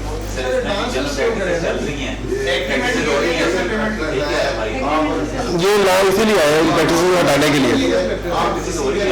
ऐसी जिसने आपको पावर अटॉर्नी दी है उसके ब्याह पे आप किसको गए आप बेच सकते हैं, कंसीडरेशन करके उसको दे सकते हैं। चलो आगे चलते हैं, आगे इसको मुकम्मल प्रेजेंटेशन मुकम्मल हो गया, क्वेश्चन आंसर एट लेंथ था इंशाल्लाह। एज पर लॉ बैरल अगर फिडुशियरी कैपेसिटी से हट जाता है बंदा, फिडुशियरी कैपेसिटी में लफ्ज है, अगर ठीक है, अगर नहीं है तो वो इस एक्सेप्शन में आएगा ही नहीं और वो फिर बेनामी में ट्रीट हो जाएगी। नेक्स्ट वो तो उसके अंदर ही डिफाइन, चलो वो बात की बात वो बाद में फिर कर लेंगे। अब आगे सेकंड डेफिनेशन आ गई। सेकंड डेफिनेशन, अब ये exclusive of the first definition में, इसके बाद एक्सेप्शन में कोई ताल्लुक, अब ये बिल्कुल ही गलत डेफिनेशन है। अब ये कहती है transaction or arrangement in respect of a property carried out or made in a fictitious way. First करें मैं कोई बिजनेस का अकाउंट खोला, अब तो ये प्रैक्टिस होना बहुत मुश्किल है, लेकिन फर्स्ट करें अकाउंट है, उसका सीरियसली जो केवल है वो बंदा एग्जिस्ट ही नहीं करता, ही नेवर एग्जिस्टेड, 2 लोगों सीरियसली बना हुआ है, उसके नाम पे कोई प्रॉपर्टी है, वो अकाउंट है, वो स्टेट और बेनामी प्रॉपर्टी है। इन दिस केस बेनिफिशियल ओनर का होना या ना होना, आई एम श्योर होगा, थोड़ा भी होगा, लेकिन होना या ना होना लाजमी नहीं है। As long as you find a property which is in the name of a person who is fictitious or does not exist, that is a benami property. ये है second definition. Third definition है a transaction or arrangement in respect of a property where the owner of the property is not aware of or denies knowledge of such ownership. आप लोगों ने बड़ा मशहूर फलूदे वाला case हुआ होगा कि फलूदे वाला में 9 करोड़ रुपया था। अब दैट इज द ट्रांजैक्शन जो इस जमाने में फॉल करती है कि मेरे नाम पे एक चीज है, मुझे पता ही नहीं मेरे नाम पे चीज है, मैंने आस्क्ड अबाउट इट कि तुमने ये कहाँ से खरीदी है, मुझे तो पता ही नहीं मेरे नाम पर है। अगर एक बंदा ऐसा डिनाइल देता है ऑफ दैट नॉलेज, तो दैट इज आल्सो अ बेनामी property and a benami transaction, और वो 3 में फॉल कर देंगे। अब नंबर 4, अब कुछ ट्रांजैक्शन नंबर 4 कहता है transaction or arrangement in respect of a property with the person providing the information is not traceable or is fictitious. First करें मेरे पास देने की मैं बोतल पे आता हूँ, मेरे पास ये बोतल है, आप मेरे से पूछ कहते हैं कि इसके तुमने पैसे कहाँ से दिए, मैंने कहा मुझे नहीं पता, तो आप कहेंगे किसी ने दिए होंगे, अब मुझे नहीं पता। अब कोई बंदा मिल नहीं रहा कि जिसने इसके पैसे दिए एज ए पैसा, मतलब कि तुम्हारे नाम पर है लेकिन कंसिडरेशन देने वाला है ही नहीं, पता ही नहीं लग रहा है, या पता नहीं लग रहा ये है नहीं है, वो साबित नहीं कर पा रहा। तो इन दिस वेरी केस में वो जो ट्रांजेक्शन है वो बेनामी ट्रांजेक्शन बन जाएगी और वो प्रॉपर्टी बेनामी प्रॉपर्टी की लगेगी। ये है 4 टोटल डेफिनेशंस। उसके बाद आ जाते हैं बेनामी राह की डेफिनेशन। बेनामी राह मींस अ पर्सन और a fictitious person. Fictitious person इससे डालेंगे क्योंकि सेकंड डेफिनेशन ऑफ फॉल करता है एज द केस में B in whose name the benami property is transferred और held and it means the person who lends his name. अगर एक बंदा अपना नाम दे रहा है, ये हर जगह हर प्रॉपर्टी के पीछे एक कोई सरकार का कागजनामा नहीं होता क्या लिखा होता है ये प्रॉपर्टी इसकी है, उस केसेस में सिर्फ लेंड किया जा रहा था, लैंड कि हाँ यार मैंने खरीदी है। तो प्रॉपर्टी में ऑल इनकम्पासिंग एक डेफिनेशन बनी है, इसमें एक भी को डाल रही है। नेक्स्ट, अब बेनिफिशियल ओनर की a person whoever his identity is known or not, पता हो या ना पता beneficial owner for whose benefit the benami property is held by a benamidar। ये आई थिंक काफी एक्सप्लेनेटरी डेफिनेशन है, जिसके बेनिफिट के लिए रखी जा रही है प्रॉपर्टी वो बेनिफिशियल ओनर होगा। अब इसके अंदर आगे के प्रोबेबल मोटिव्स बिहाइंड बेनामी ट्रांजैक्शन, मोटिव इससे कहीं और भी हो सकते हैं, लेकिन जो मैं सोच सकता था तो मैंने इसमें डाल दी है। एक है टू एवेड टैक्सेस और अनटैक्स मनी, मेरे पैसे हैं मैं किसी और के बिजनेस में और खोल के चलाता रहूँ, वो ना कैच हो मुनाजिर वगैरह, तो एक ये हो गया। सेकेंड है to hide proceeds of crime वगैरह। थर्ड है टू डिफॉल्ट क्रेडिटर्स वगैरह, मैंने बैंक से लोन लिया, मुझे पता है मैं बाद में डिफॉल्ट कर दूंगा, मैं अपनी मुझे पता है कि बैंक आएगा मुझे जितनी वगैरह लेके जाएगा, तो पहली वगैरह में बना के रखूँ ताकि ना हो। तो ये थर्ड है। चौथा है to avoid departmental prove excluding of regulators. छठा है कि बेशक कोई वो आपको कोई टैक्स और लॉ होता है, लेकिन टू अवॉइड सर्टेन पॉलिटिकल और सोशल रिस्क। अब नहीं कहते लोगों को पता लगे मेरे नाम पे क्या कुछ है, आप अपनी छुपा के रखना चाहते हो, तो रीजन वो भी इसके अंदर आ जाएगा। सेवन है टू बाईपास लैंड फॉर्म्स वगैरह, जो मैंने आपसे पहले भी डिस्कशन की हुई है, वो अब तो इतनी रेलिवेंट नहीं है लेकिन पहले थी। आगे अब ये है अथॉरिटीज जो लॉ ने क्रिएट की है, who will work toward in the development। 4 authorities law ने क्रिएट की है। सबसे पहली है प्रूविंग अथॉरिटी, वो एक कमिश्नर आया होता है, कमिश्नर आया ही हो सकता है as defined by income tax ordinance 2001। Madam Yasmeen is currently proving authority in zone 1। Total हमारे 3 जोन है जिसका बैठक पर बैठा था। Zone 1 is in Islamabad, zone 2 is in Lahore, zone 3 is in Karachi. Zone 1 के पास टेरिटरी जुरिसडिक्शन है फेडरल टेरिटरी और केपी, हमारे पास जुरिसडिक्शन है एंड प्रधानमंत्री यूनिटी, हमारे पास जुरिसडिक्शन है पूरे पंजाब की एक्सेप्ट फॉर केपी। और सिमिलरली जोन 3 है उसकी वो कराची में, उनके पास सिंध और बलूचिस्तान बोर्ड की जुरिसडिक्शन है। और वो जो जोन हेड करेगा वो अप्रूविंग अथॉरिटी है। अप्रूविंग अथॉरिटी के नाम से आपको काफी पता लग जाएगा, बेसिकली अप्रूव्स सारा कुछ उसके अप्रूवल से होगा, इंक्वायरीज के अप्रूवल से होगी, प्रोविजनल टैक्स उसके अप्रूवल से होगी, और कन्फिस्केशन का नहीं होगी तो वो उसका करेगा, साथ में साथ में हेड ऑफ द डिपार्टमेंट भी होगा। सेकेंडली जो I think the most important बंदा है सारी कार्य में वो है इनिशिएटिव ऑफिसर। वो एक सिर्फ डीसी आए होते थे, आसिम साहब हमारी जोन में आए हैं, हमारे दूसरे आए, हमारे 2 आए साहब दूसरे सम्मान भी साहब है, यानी कासिम साहब है। अब आईओएस का काम है, they are charge with investigation of the cases and finding the references, ये आईओएस कर सकता है। Third authority administrator which is me in this case, वो एसी हो सकता है इनपुट ऑर्डिनेंस के अंदर, और उसका काम है confiscation of the property once the property one benami for the adjudicating authority और सुपरविजन ऑर्डर, उसकी मैनेजमेंट और कंफिस्केशन एडमिनिस्ट्रेटर काम है। अब ये तीन उसी अप्रूविंग अथॉरिटी के अंदर बेसिकली आएंगे, उसी जोन के अंदर। फिर चौथी अथॉरिटी है एडजुडिकेटिंग अथॉरिटी, विच इज वो अलग से है इन तीनों से। एडजुडिकेटिंग अथॉरिटी बेसिकली एडजुडिकेट करेंगे केसेस पे जहां रेफरेंस फाइल हो चुका है, and they will declare whether the property is benami or not, and also pass the confiscation order। ये तीन मेन काम है एडजुडिकेटिंग अथॉरिटी के, उसके रेफरेंस रहेगा। जब बात करें आईओएस वगैरह हम डिक्लेयर नहीं कर सकते किसी प्रॉपर्टी बनानी, हम statement of the case allegation बना के भेजते हैं, डिक्लेयर करना उनका काम है। या इनकम ऑर्डिनेंस से थोड़ा इसके डिफरेंट में हम ऑर्डर भी पास कर सकते हैं।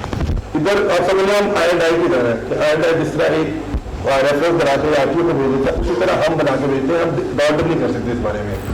नेक्स्ट, अब आगे पावर ऑफ अथॉरिटीज क्या है?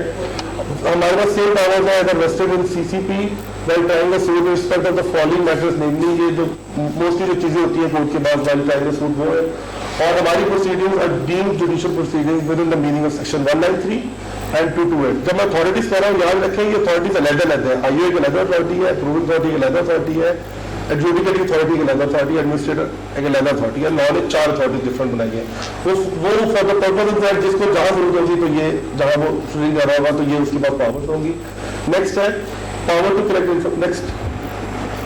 नेक्स्ट है पावर टू कलेक्ट इन्फॉर्मेशन। हम कहाँ से इन्फॉर्मेशन वगैरह गैदर कर सकते हैं? सेक्शन 18 हमें देता है, सेक्शन 18 बेसिकली अब सिमिलर है टू 176 और इनकम टैक्स ऑर्डिनेंस, जहाँ से हम सारे रिकॉर्ड वगैरह ले सकते हैं। वो हमें पावर देता है किसी भी पर्सन, किसी भी गवर्नमेंट एजेंसी, कोई पर्सन ऑल इंक्लूसिव है, उनसे purpose of this act, purpose of inquiry हम रिकॉर्ड वगैरह दर्ज कर सकते हैं। सेक्शन 19 हमें पावर देता है to enter and search premises for the purpose of this act. Again ये मैंने लंबी थी, मैंने सिर्फ आपको मेन जिस चीज के तक बताई है। और सेक्शन 20 में हम इम्पाउंड कर सकते हैं documents for a period of 3 months which is extendable for more than 3 months। Extend आप करेंगे फ्रॉम रीजन द राइटिंग, और अगर आईओ ने इम्पाउंड करना है तो वो अप्रूविंग अथॉरिटी की अप्रूवल से करेगा।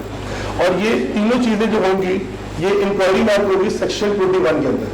सेक्शन 21 के अंदर बेसिकली 4 दिन सेक्शन है जहाँ से जो कमिश्नर है, जो अप्रूविंग अथॉरिटी है, वो इंक्वायरी मार्क करेगा आईओ को कि yes you can investigate this case.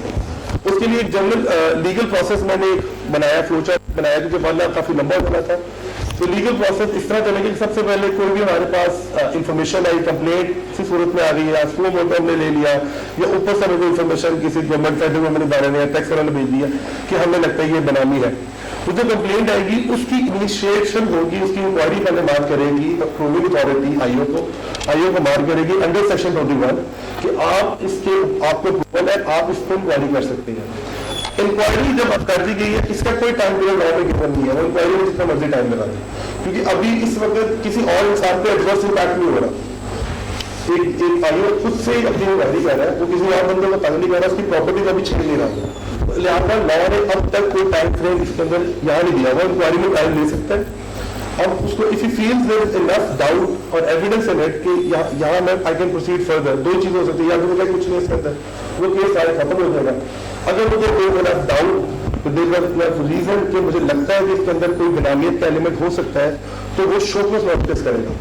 Showcase notice होगा बेनामीदार के नाम, क्योंकि प्रॉपर्टी होल्ड करने वाला बेनामीदार ही है।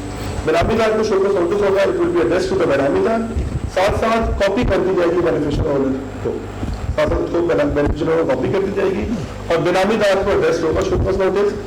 शोकस नोटिस के होने के बाद टोटल 90 डेज पीरियड स्टार्ट हो जाता है। अब बेसिकली क्लॉज शुरू हो जाती है आईओ की, क्योंकि अब उसने बंदे को एडवर्सली इम्पैक्ट करना शुरू कर दिया इस तरह से।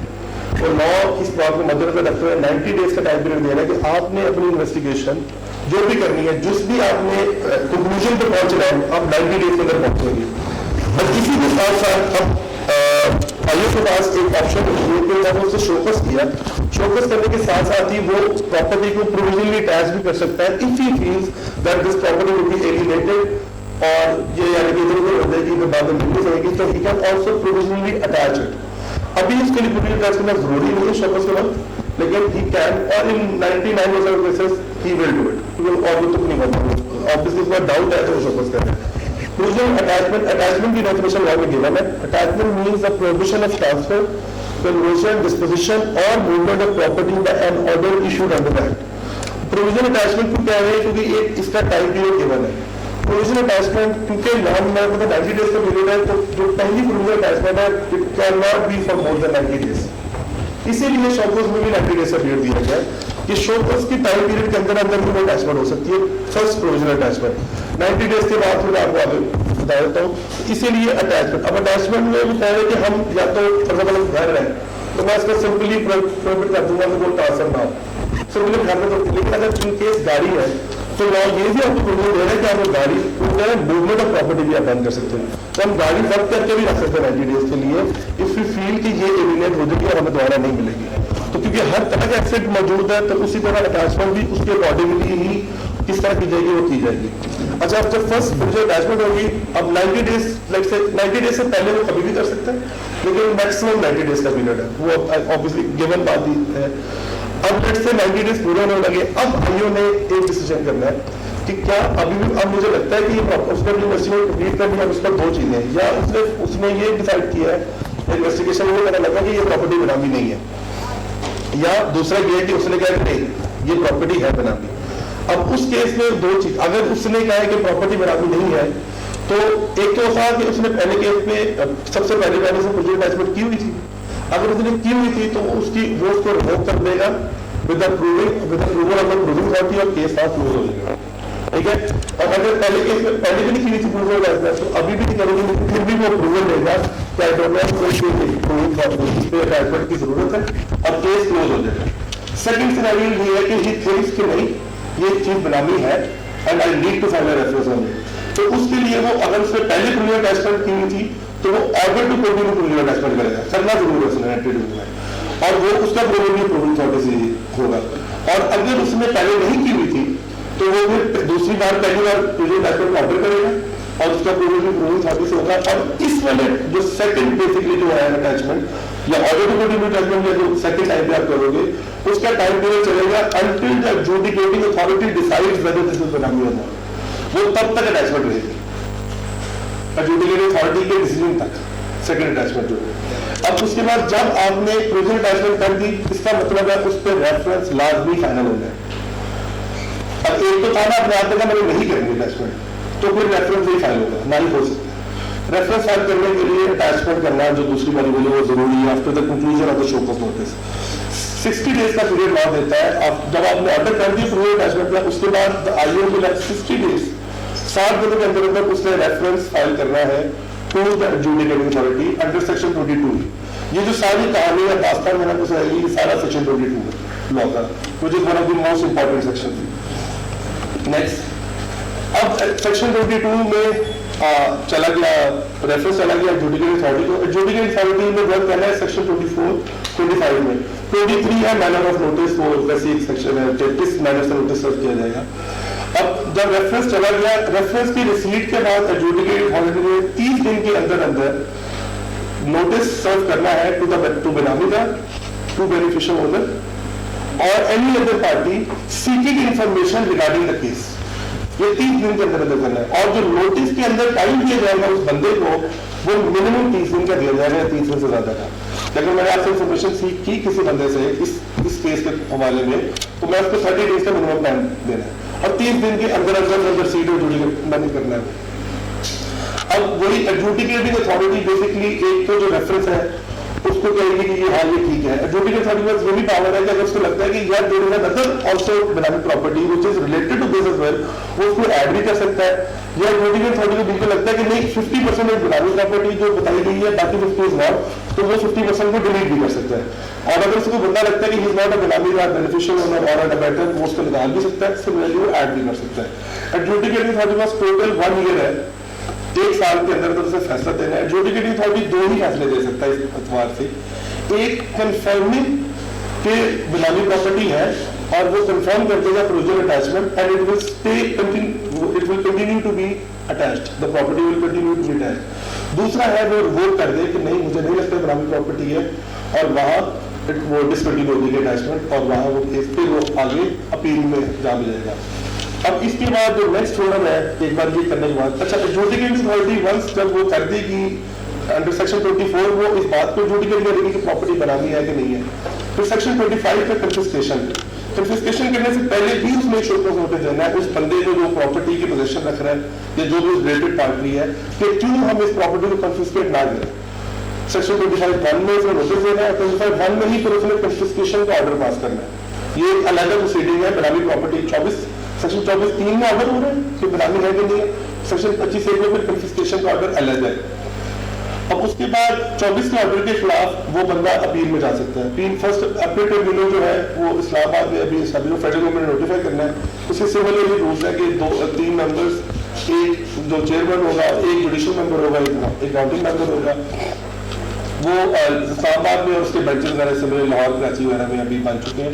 45 डेज के अंदर वहाँ अपील होगी और उसके बाद और वहाँ कोई सेम स्कीम है जो इनकम टैक्स ऑर्डिनेंस है। फिर हाईकोर्ट में अगर आपने जाना है तो 60 डेज है फॉर अपील इन हाईकोर्ट, और हाईकोर्ट में वही सिर्फ क्वेश्चन ऑफ लॉ पे बात होगी। और सुप्रीम कोर्ट आपको पता है वो फिर कॉन्स्टिट्यूशन के तहत उसमें जाना जो जाना लॉ में नहीं है वो कॉन्स्टिट्यूशन के तहत वो जा सकते हैं। और उसके बाद अगर वहां तक होल्ड कर जाता है कि प्रॉपर्टी बनानी है तो फिर एडमिनिस्ट्रेटर पास आएगा टू कन्फिस्केट द प्रॉपर्टी। वो एक प्रोसीजर है, वो लॉ में रूल में गिवन और यहाँ गिवन है। 7 दिन को उसमें नोटिस देना है कि आप कन्फिस्केशन वगैरह करें। वो डायरेक्ट अगर वो अपील में नहीं जाता तो डायरेक्ट कन्फिस्केशन भी चल जाएगा, अपील कुछ हो जाता तो फिर अपील के थ्रू बाद में ऑर्डर आएगा। तो एक आप समझ सकते हैं कि अगर एक केस शुरू हो जाता है, हमारे लिए भी बहुत बड़ा बर्डन होता है कि हम किसी भी जो बंदा ना कसूर हो उस पर हम बिना वजह केस ना शुरू करें कि वो मिनिमम उसके 1-2 साल प्रॉपर्टी मिनिमम कहीं नहीं लगती। तो हमारे लिए भी ये काफी बड़ा बर्डन होता है। इसी वजह से हम बहुत देख समझ के ही शोकॉज नोटिस या अटैचमेंट करते हैं। हम कोशिश करते हैं कि जो भी प्रिलिमिनरी इन्वेस्टिगेशन है उससे पहले ही कंप्लीट कर लें ताकि वो बंदे को अनड्यू स्ट्रेस ना या ड्यूरेस ना हो। नेक्स्ट, अब अच्छा, अब तक जो मैंने आपसे बात की है ये थी लॉ की सिविल साइड। इस लॉ की सिविल साइड जो कन्फिस्केशन ऑफ प्रॉपर्टी है at the procedure to adjudicate a property benami और not, that is the civil side of it. तो सिविल की प्रॉपर्टी के मैंने तयन करना ये हुआ है। इसकी क्रिमिनल साइड है, जिन लोगों को सजा भी देनी है जिन्होंने बेनामी ट्रांजैक्शन में एंटर किया या जो भी पेनल्टीज इस लॉ में गिवन है वो सेक्शन 48 के तहत फेडरल गवर्नमेंट अपॉइंट करेगी स्पेशल कोर्ट। वो अब तक अपॉइंट नहीं हुए स्पेशल कोर्ट्स। तो अगर हमने प्रोसिक्यूशन में जाना है, प्रोसिक्यूशन में कोई भी अथॉरिटी जा सकती है। अथॉरिटीज अगेन 4 अथॉरिटीज है। अगर उसको लगा है उसकी प्रोसीडिंग के दौरान ये 2 चीजों कुछ हुआ तो वो प्रोसिक्यूशन में उसके साथ जा सकती है। नेक्स्ट, प्रोसिक्यूशन होगी इन 2 टोटल सेक्शंस के। सेक्शन 51 है पेनल्टी फॉर बेनामी ट्रांजैक्शन। अब वो बेसिकली ये कि whoever enters into a benami transaction or aids or abets or is linked to a benami transaction, whether it be a benami owner or a beneficial owner or abettor वगैरह, he will be guilty of benami transaction और उसको सजा है 1 to 7 years imprisonment, rigorous imprisonment और 25% of the fair market value of that benami property। ये एक सजा है। सेकंड है पेनल्टी फॉर फॉल्स इन्फॉर्मेशन। अगर during the course of investigation वगैरह कोई बंदा ऑफिसर हो या फॉर दैट मैटर पर्सन हो और वो हमें गलत इन्फॉर्मेशन वगैरह नोट्स वगैरह या देके जाता है तो उसकी ये सजा है कि वो reduce it from 6 to 5 years and up to 10% of fair market value. ये उसकी सजा है। और नेक्स्ट बस ये आखिरी स्लाइड है और इसमें बस बताया गया कि ये हमारे रूल्स हमारे सेक्शन के अंदर गिवन है 57 और 58 सेक्शन है जहाँ कहते हैं कि रिवॉर्ड दिया जाएगा विसल ब्लोअर्स को और रूल्स के अंदर ये रिवॉर्ड्स डिफाइंड है। जो रिवॉर्ड रूल्स आए थे जो विसल ब्लोअर एक्ट आया था उसके अंदर हमारा नाम नहीं है। हमारे जो रिवॉर्ड होगा वो इसके तहत ही मिलेगा। वो ये गिवन है कि 2 मिलियन से नीचे 5% ऑफ द प्रॉपर्टी अगर वो कंफिस्केशन अगर उसकी कंफिस्केशन हो जाए और अगर 2 मिलियन 5 मिलियन ये रेट है 4% और 5 मिलियन से आगे 3% प्लस दैट प्रीवियस अमाउंट। और ये कहते चलो कि इस लॉ का as per section 56 this law has overriding effect. ये लॉ का टोटल ओवरराइडिंग आई थिंक ये टोटल इस लॉ की टोटल स्कीम वगैरह थी। My presentation is over. Question answer are welcome. Thank you.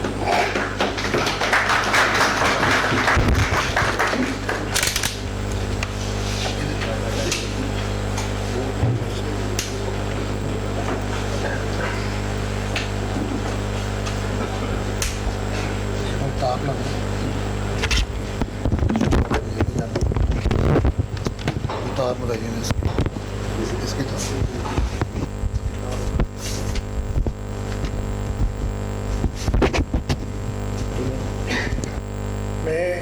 इंतहाई मशहूर हूँ मिस्टर रुदार अमजद, हमारे लंदन स्पीकर, आज बड़ी खूबसूरती से और बड़े अच्छे तरीके से पूरे लॉ को कवर किया, उसकी गर्ज़ व गायद, उसका प्रोसीजर, उसके अंदर जो सिविल प्रोसीडिंग्स हैं, जो क्रिमिनल प्रोसीडिंग्स हो सकती हैं उसके ऊपर। तो अब हाउस ओपन है, जो दोस्त क्वेश्चन करना चाहें काइंडली 1 बाय 1, और पहले ताकि बच्चा भी आपके पास आ जाए, वो रिकॉर्डेड भी हो जाए, और तमाम दोस्त जो इस स्टेज पे हैं और इवन जो हमारे अपना दोस्त बैठे हुए हैं, कोई भी उसका जवाब देना चाहे, देखिए क्वेश्चन भी आप कर सकते हैं, जवाब भी आप में से दोस्त जो उसको देना चाहे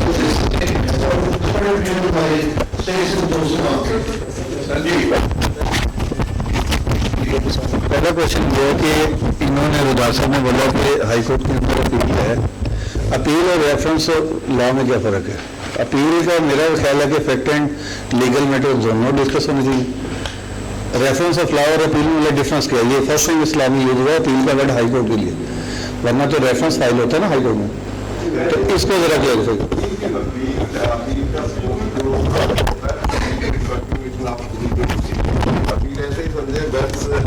A case is brought before the appellate authority, वो ऐसे ही है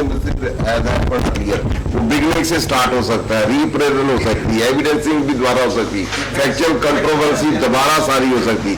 रेफरेंस जो है that is confined to legal question of law arising from the order, उस तक होता है, सब्सटेंटिव होता है। अपील ऐसे ही है कि आप हर चीज दोबारा कर सकते हैं, ब्रॉडर इन स्कोप है। इसके अंदर अपील का वर्ड है, लेकिन साथ साथ बहुत कुछ कह देता है कि on any question of law arising out of such। बस में वो उससे उसका ऊपर बेशक अपील है, लेकिन उसका स्कोप उसी वाला ही है। लेकिन बेसिक रेफरेंस का इसका ये फर्क है, रेफरेंस जो उसके लिए जो एपलेट अथॉरिटी होती है वो भेजती थी, ओरिजिनल जो रेफरेंस होता था वो खुद आप रेफरेंस का क्वेश्चन रेज करते थे एपलेट अथॉरिटी ट्राइब्यूनल के पास, वो ट्राइब्यूनल फिर असेस करता था कि हमारे ऑर्डर में से जो उन्होंने क्वेश्चन रेफर किया है राइज होता भी है या नहीं। अगर वो आपका रिजेक्ट कर दे तो फिर आप रेफरेंस में डायरेक्ट जा सकते थे या ट्राइब्यूनल डायरेक्ट भेजता था। लेकिन आजकल अभी लेटेस्ट जो जजमेंट आई है स्क्यूज वाली, उसमें उन्होंने कहा अपील और रेफरेंस में जो आजकल रेफरेंस होते हैं उसमें इतना फर्क नहीं, लेकिन वो कन्फाइन होता है to the question of law, उसमें फैक्चुअल कंट्रोवर्सी है वो एग्जीक्यूट नहीं होती, ये डिफरेंस है।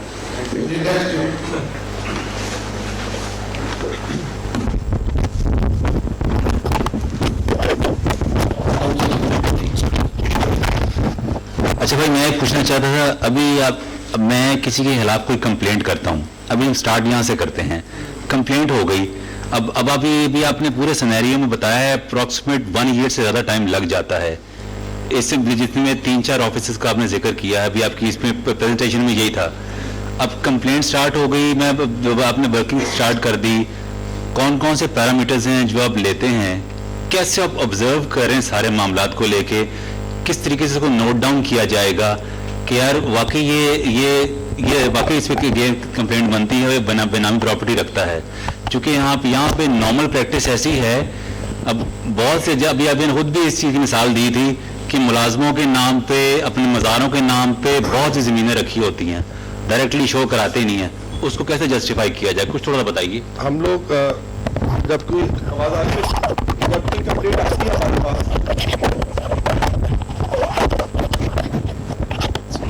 हमारे पास कंप्लेंट आती है तो हम मेनली वैसे सबसे पहले हम 3 चीजें मांगते हैं उस बंदे से कि तुम हमें 3 चीजें बताओ। अलेज्ड बेनामीदार कौन है इस केस में, अलेज्ड बेनिफिशियल ओनर कौन है, और जो प्रॉपर्टी की बात कर रही है वो अलेज्ड बेनामी प्रॉपर्टी कौन सी है। ये सबसे पहले हम 3 चीजें इस बंदे को मांगते हैं, उसके हम ऑब्वियसली सीएनएससी वगैरह वो है। उसके बाद हम हमारे लिए obviously her case is not the same, कोई गिवन प्रोसीजर नहीं हो सकता, लेकिन हम जो नॉर्मली वेरिफिकेशन, सबसे पहले हम कंप्लेंट की वेरिफिकेशन स्टेज इस तरह स्टार्ट करते हैं कि हम देखते हैं कि वेदर और नॉट इस बंदे की रिटर्न फाइल है जिसके नाम पे जमीन है। फर्स्ट कह रहे हैं कि जिसको वो अलेज्ड बेनामीदार कह रहा है वो हम चेक करते हैं, वो तो खुद अरबपति है, उसने रिटर्न में डिक्लेयर भी किया हुआ है, उसके सारे सोर्सेज या बैंकिंग से दिख रहा है कि उसने खरीदी हुई है, उसको तंग करने का जवाब नहीं बनता, मतलब कि वो कंप्लेंट प्रोबेबली फॉल्स है। लेकिन फर्स्ट कह रहे हैं वो बंदा रजिस्टर्ड निकलता है, which is the case in most cases, 99% cases में बंदे रजिस्टर्ड नहीं निकलता। अब शक डाउट क्रिएट हो गया है इस बात पे कि यार ये बेनामीदार हो सकता है, इसने खुद आप नहीं दी। बेनिफिशियल ओनर के बारे में फिर देखा जाता है, बेनिफिशियल ओनर हो सकता है वो रजिस्टर्ड निकले या हो सकता है रजिस्टर्ड निकले, लेकिन अभी भी बात डाउट अभी भी still remains there in that case for us inquiry हमें फिर करनी पड़ती है कि आईओ को फिर मार्क कर दिया जाता है कि वो बैंक्स को बुलाए। मोस्ट केसेस सेलर्स और बायर्स, फॉर एग्जाम्पल अगर एक घर है, इन मोस्ट केसेस आईओ ने ये चीज़ देखनी है, वो आपको वैसे आसिम साहब बेहतर कहेंगे कि वो इन्वेस्टिगेशन करना उनका काम है, लेकिन इन मोस्ट केसेस अगर घर है, घर को बेनामी कहा गया है, तो सबसे पहले मैंने तो वो 3 शर्तें पूरी कर दी जो मैंने आपको शुरू में, अगर 1 की बात हो रही है, 2, 3, 4 तो बहुत सिंपल है ना, उनमें कुछ है ही नहीं। 1 की बात अगर मैंने करनी है, मैंने शर्तें पूरी करनी है, तो मैं बुलाऊंगा उसको सेलर्स ऑफ द प्रॉपर्टी, तुमने भाई तुम बताओ तुमने किसको बेची, वो उनके बयान बहुत इंपॉर्टेंट हो जाते हैं। फिर वो अपनी ट्रेल देते हैं कि मैंने तो इस बंदे को दी। एक दो केसेस में साथ ये हो भी चुका है कि एक बंदा आया, उसने कहा जी, जिसमें अलाइड बेनिफिशियरी का कहा, उससे वो मिला होता साथ, उसके बाद तुमने किसको बेची, उसने कहा जी मैंने अलाइड बेनिफिशियरी को बेची। उसने उसको कभी देखा तुमने, कहता नहीं, कहता अब वो जो बात करते बंदा उसके साथ खड़ा था, उसने कभी उसको देखा नहीं, जिसका वो नाम ले रहा था वो उसके साथ बैठा हुआ था और वो कह रहा था कि मैंने इसको बेची है ना, क्योंकि उसको सिर्फ नाम करवाया था। वो कहते हैं कि ये तो इन्वेस्टिगेशन टू इन्वेस्टिगेशन वेरी करता है, बैंकों की इन्वेस्टिगेशन डिफरेंट तरीके से होंगी, कंपनीज की डिफरेंट तरीके से होंगी, प्रॉपर्टी टू प्रॉपर्टी वेरी करेगा, लेकिन हमारा मेन चीज होता है वेरिफिकेशन यहाँ तक कर लेते हैं कि हमें डाउट क्रिएट हो जाए, उसके बाद फिर हम प्रॉपर आगे आइए।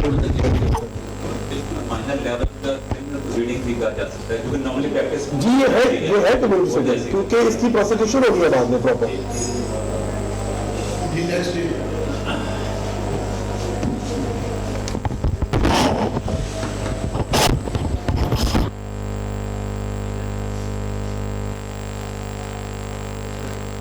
इंक्वायरी और इन्वेस्टिगेशन में ये क्या डिफरेंस है?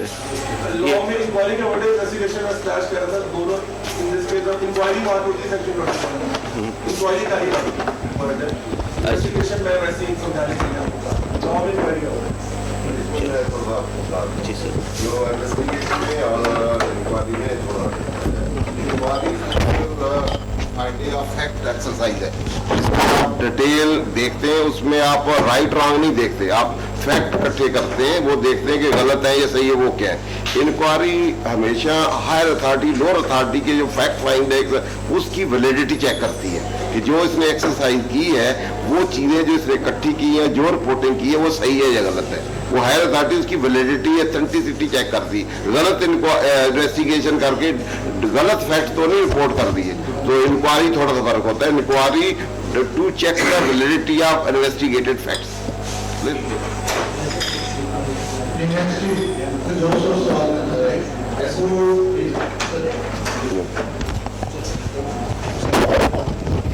बहुत सादा सा सवाल है, अथॉरिटी बना दी गई, 4 का जिक्र आपने किया और उसके नीचे स्टाफ भी बहुत सारा मौजूद है, तो क्या कोई ऐसा मैकेनिज्म मौजूद है कि ये जो अथॉरिटी है, जो बार जो आपको दी गई है, ये मिस यूज है?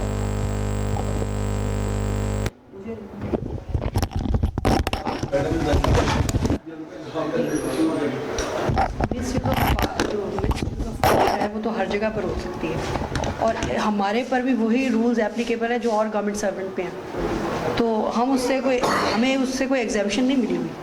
अगर हम जो भी गलत काम करेंगे, जितने लोग बाकी पकड़े जा रहे हैं उतना ही हम पकड़े जाएंगे। और दूसरा ये कि ओम्बड्समैन, और मेरा ख्याल है ओम्बड्समैन की ये नहीं है, उसके अंडर नहीं, उसके प्रोव्यू में नहीं है, उस प्रोव्यू में नहीं आता। दूसरा ये कि मैल एडमिनिस्ट्रेशन, अभी तो ये नया लॉ बना है, जिस तरह एक लॉ जो है आहिस्ता आहिस्ता प्रोग्रेस करता है, उसमें जो है डेवलपमेंट होती है, हो सकता है कि बाद में, अगर अभी तो उन्होंने ये चूज़ किया था कि पहले हमारी अपनी इंक्वायरी हुई है और हमारी अपनी रिपोर्टिंग हुई है बाकायदा एजेंसी से, उसके बाद हमें चूज़ करके यहाँ रखा गया। तो अगर आप समझते हैं कि जो भी ये इंक्वायरी भी गलत है, तो फिर हो सकता है कि फ्यूचर में कोई ऐसी चीज़ आ जाए और उसके मुताबिक जो है वो चेंजेस भी हो सकें, लेकिन फ़िलहाल जो है वो अभी हमारी अपनी भी बड़ी मुश्किल इंक्वायरी के बाद हमारी ये पोस्टिंग हो गई। मैं मैडम की बात को ऐड करूँगा,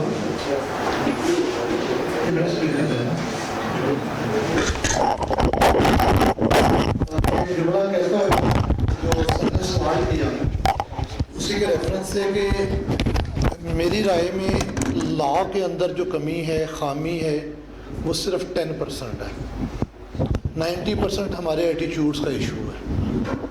जब हमारी नीयत खालिस और हमारा इरादा सही होगा तो तो सही चीज़ में हमें पहुंचने में शायद चंद मिनट लगें कि इसमें फ़्रॉड है या फ्रॉड नहीं है। वो कहावत कहते हैं, मैं अगले क्वेश्चन की तरफ चलता हूँ। वो कहते हैं कि बात बड़ी अजीब सी, वो कहते हैं अदालत में कभी सच नहीं चलता, पंचायत में कभी झूठ नहीं चलता। जब आप नीयत सही से बैठे होते तो मिनटों के अंदर आप चीज़ों को वैल्यूएट कर लेते हैं कि आपको जो तो ये सर एहतसाब का सबसे अच्छा तरीका यही है कि अच्छे ऑफिसर्स आएँ, उनको अच्छी ट्रेनिंग दी जाए, उनकी अच्छी तरबियत की जाए और उनको ये बताया जाए कि लॉ को सिर्फ टेक्निकली नहीं देखें, इसको फैक्चुअल और जुडिशल माइंड के साथ भी वो उसको ज़रा मिला के देखा जाए तो मेरा अच्छे है, बेहतर उस पर। सर नेक्स्ट क्वेश्चन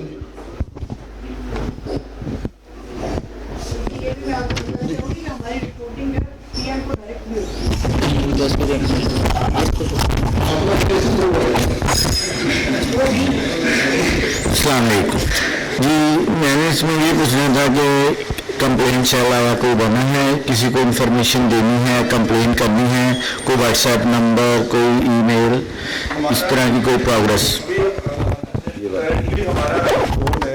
बताना चाहूँ कि अभी बहुत ही आसान से है, हम टोटल 4 ऑफिसर्स हैं और हमारे पास जो इलाज के सारा स्टाफ है तो 15 total people looking after all of Punjab. तो करंटली आप जो बात कह रहे हैं कि प्रॉपर व्हाट्सएप सेल वगैरह नहीं है, यस हमारा एक इन्फॉर्मेशन वेरिफिकेशन सेल बनाया गया था विच वेरीफाइज ताकि आईओ पे बर्डन आ रहे वो मैं एसएडो कमिश्नर भी उस आसार होने के ये एक एडमिनिस्ट्रेटिव बात है। आप कमिश्नर ऑफिस में अगर आपने कंप्लेंट डाली है, आप कमिश्नर ऑफिस के नाम पे या ऐसे ऑफिस में आप वो कंप्लेंट डाल सकते हैं, वो फिर आप वहाँ से ही कैरी फॉरवर्ड और उसको देख रहे होते हैं। लेकिन जो आपका वो प्रॉपर अगर आप स्ट्रीमलाइन समझेंगे वो currently we are at the stages of doing it but so far we have not done it because हमारी भी कुछ वो है। दूसरा आप you always have citizen board वहाँ वो भी एक सोर्स है हमारा, वहाँ से मुझे हमारे 2-3 केसेस अच्छे राय बने भी हैं, बहुत सारे गलत भी आते हैं ऑब्वियस लेकिन अच्छे केसेस बने तो वो एक तो हमारे आप दफ्तर में करते हैं या आप सिटीजन पोर्टल के थ्रू करते हैं तो हम एंटरटेन करते हैं।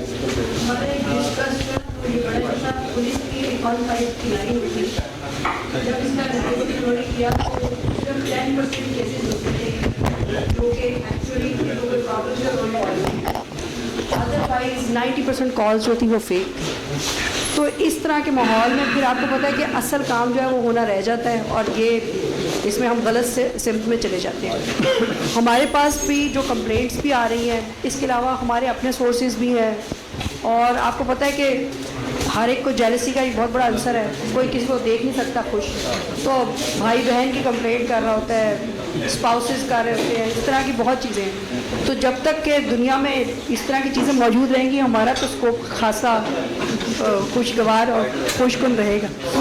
लेकिन ये है कि हम आप लोगों से भी ये रिक्वेस्ट करते हैं कि क्योंकि आप तो एक्चुअल क्लाइंट्स को जानते हैं, आपको पता है कि क्या उनकी बेनामी ट्रांजेक्शन और क्या नहीं है, तो आप मेरा ख्याल है उनको ये टाइम आ गया कि उनको एनकरेज करें कि वो टैक्स की तरफ जाएँ, चाहे वो कम टैक्स दे दें लेकिन वो डिक्लेयर ज़रूर करें। ये अब जो है ना कि वो एस्केप कर दें टैक्सेशन, तो ये उनके लिए नुकसानदेह होता जा रहा है ये बात।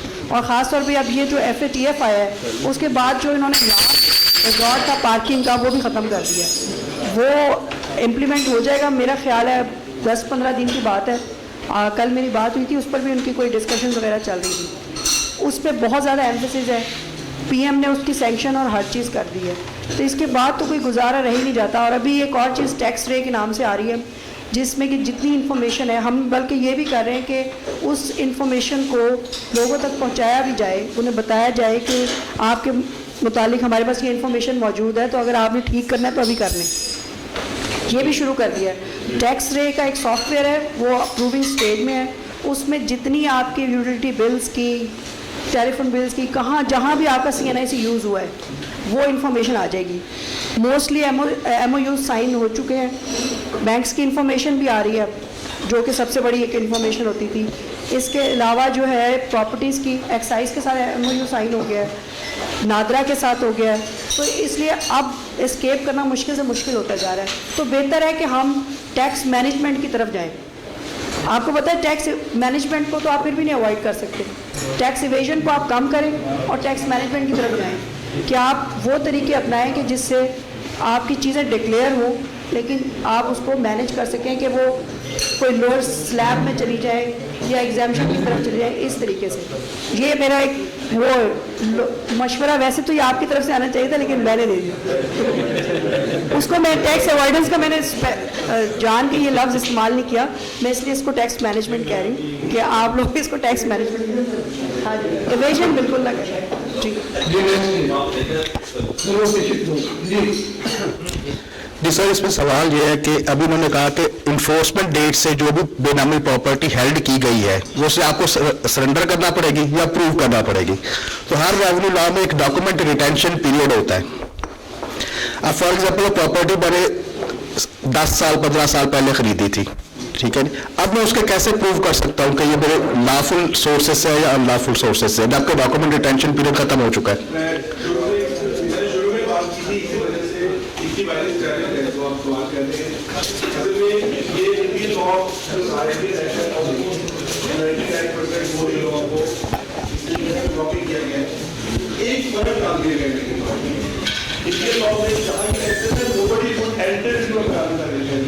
यहाँ इन्होंने हेल्ड का लफ्ज़ के साथ डाल दिया है कि नोबडी वुड होल्ड इवन अ बेनामी प्रॉपर्टी। ये इंडियन लॉ में नहीं है। इसकी वजह से हमारे खिलाफ रिट भी हुई और ये बात अब पॉइंट ऑफ फाइनेंशियल कोर्ट में, हाई कोर्ट में भी केस लगा हुआ है कि अब एक बंदा जिसने 15 में प्रॉपर्टी खरीदी, वो सुबह को रात को खोया, लोग एक चीज़ बनामी नहीं थी, सुबह होता वो बनामी हो गई, फिर आपका लॉ फर्दर ये भी इजाजत नहीं दे रहा वो ट्रांसफर कर दे, तो वो कहाँ जाएगा?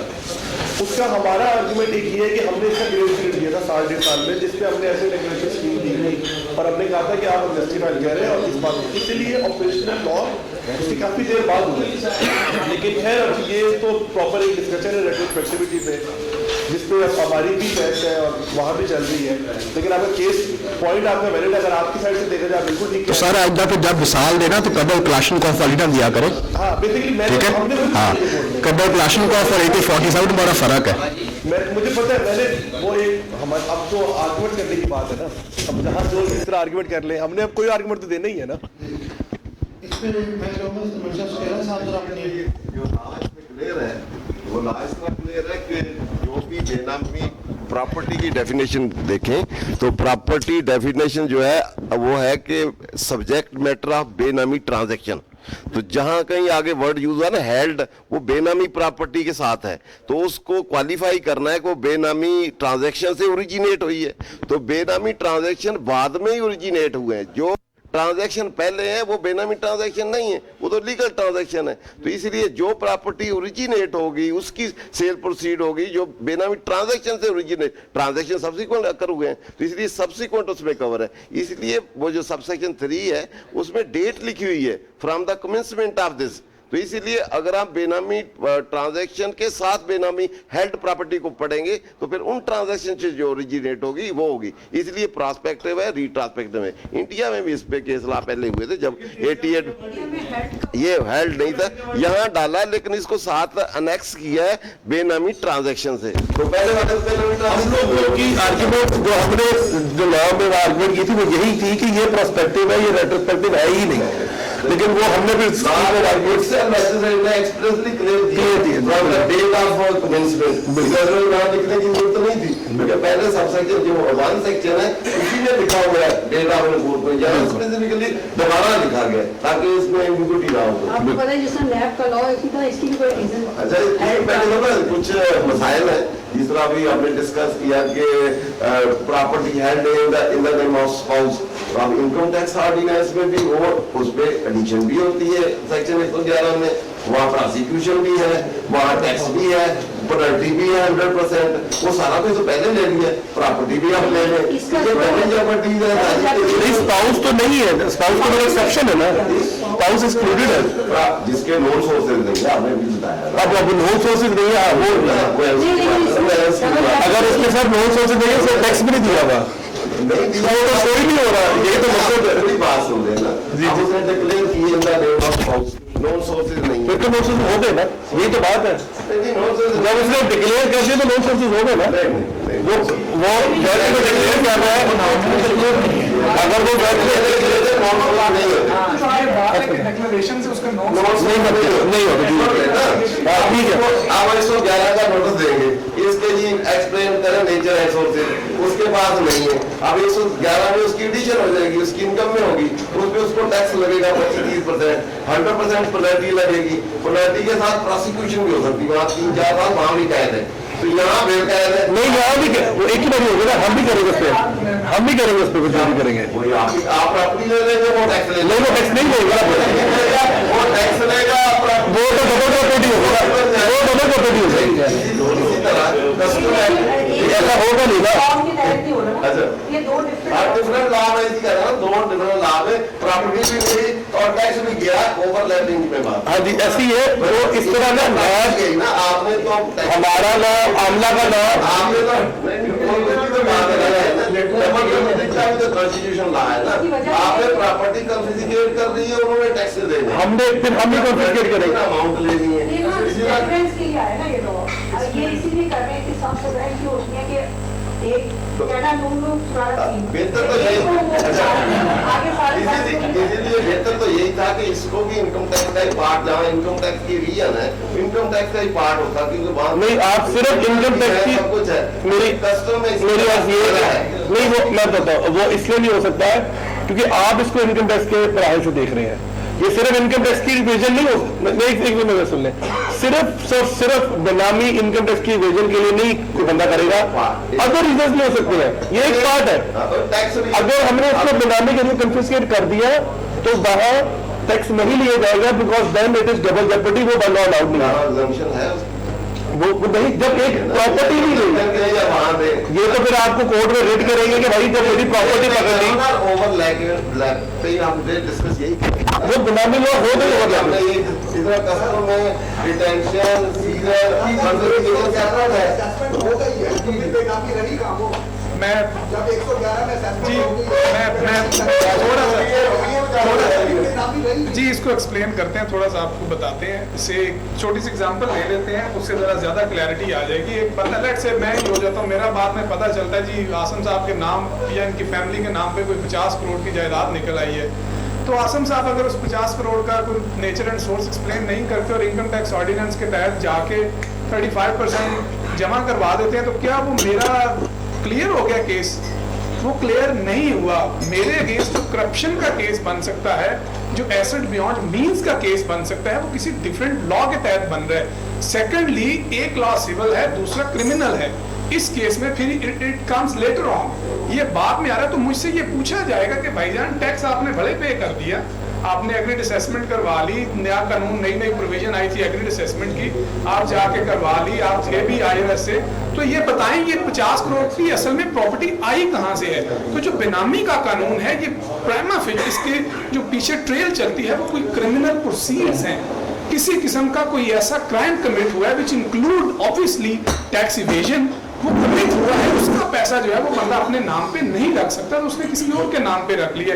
तो मेयरली बाय पेइंग टैक्स ऐसा नहीं हो सकता मैंने टैक्स पे कर दिया तो मैंने कहा नहीं, अब ना तो मुझे नैब पूछ सकते हैं, ना मुझे FPR का जो भी इंटेग्रिटी मैनेजमेंट यूनिट है वो मुझे पूछ सकता है, मैं उसके अगेंस्ट वो प्ली ले ही नहीं सकता। आई हैव टू एक्सप्लेन कि मेरे पास ये पैसा कहाँ से आया। इसी तरह ये बेनामी का और जो 111 का झगड़ा है, ये काफी पुराना चल रहा है, आज से नहीं चल रहा, वो एक सेपरेट लॉ है, यहाँ पे एक सेपरेट लॉ है। तो कोई बंदा अगर 111 के में जाके आड़ में टैक्स देके बच गया और बेनामी उसकी रिपोर्ट नहीं हुई, तो वो बचा रहे, जब रिपोर्ट होगी तो उसने फंसना है यहाँ पे। और उधर 35% है प्लस प्रोसिक्यूशन है, मालूम यहाँ पे प्रॉपर्टी गई, प्रोसिक्यूशन हुई and 25% penalty of the value, वो एक अलग चीज। प्रॉपर्टी भी सारी गई और टैक्स भी गया, एक जो कॉन्फिस्केशन है वो सिविल का पार्ट है, ठीक है ना, उधर सिविल का पार्ट बन गया, आपका टैक्स पेनल्टी सारा कुछ लग गया। अब क्रिमिनल रह है, वो उसकी सजा है 7 साल, 1 से लेकर 7 साल, या दूसरा जो है 6 महीने से 5 साल, वो क्रिमिनल एक है, दोनों में भी क्रिमिनल चलती है। अच्छा, वैसे जो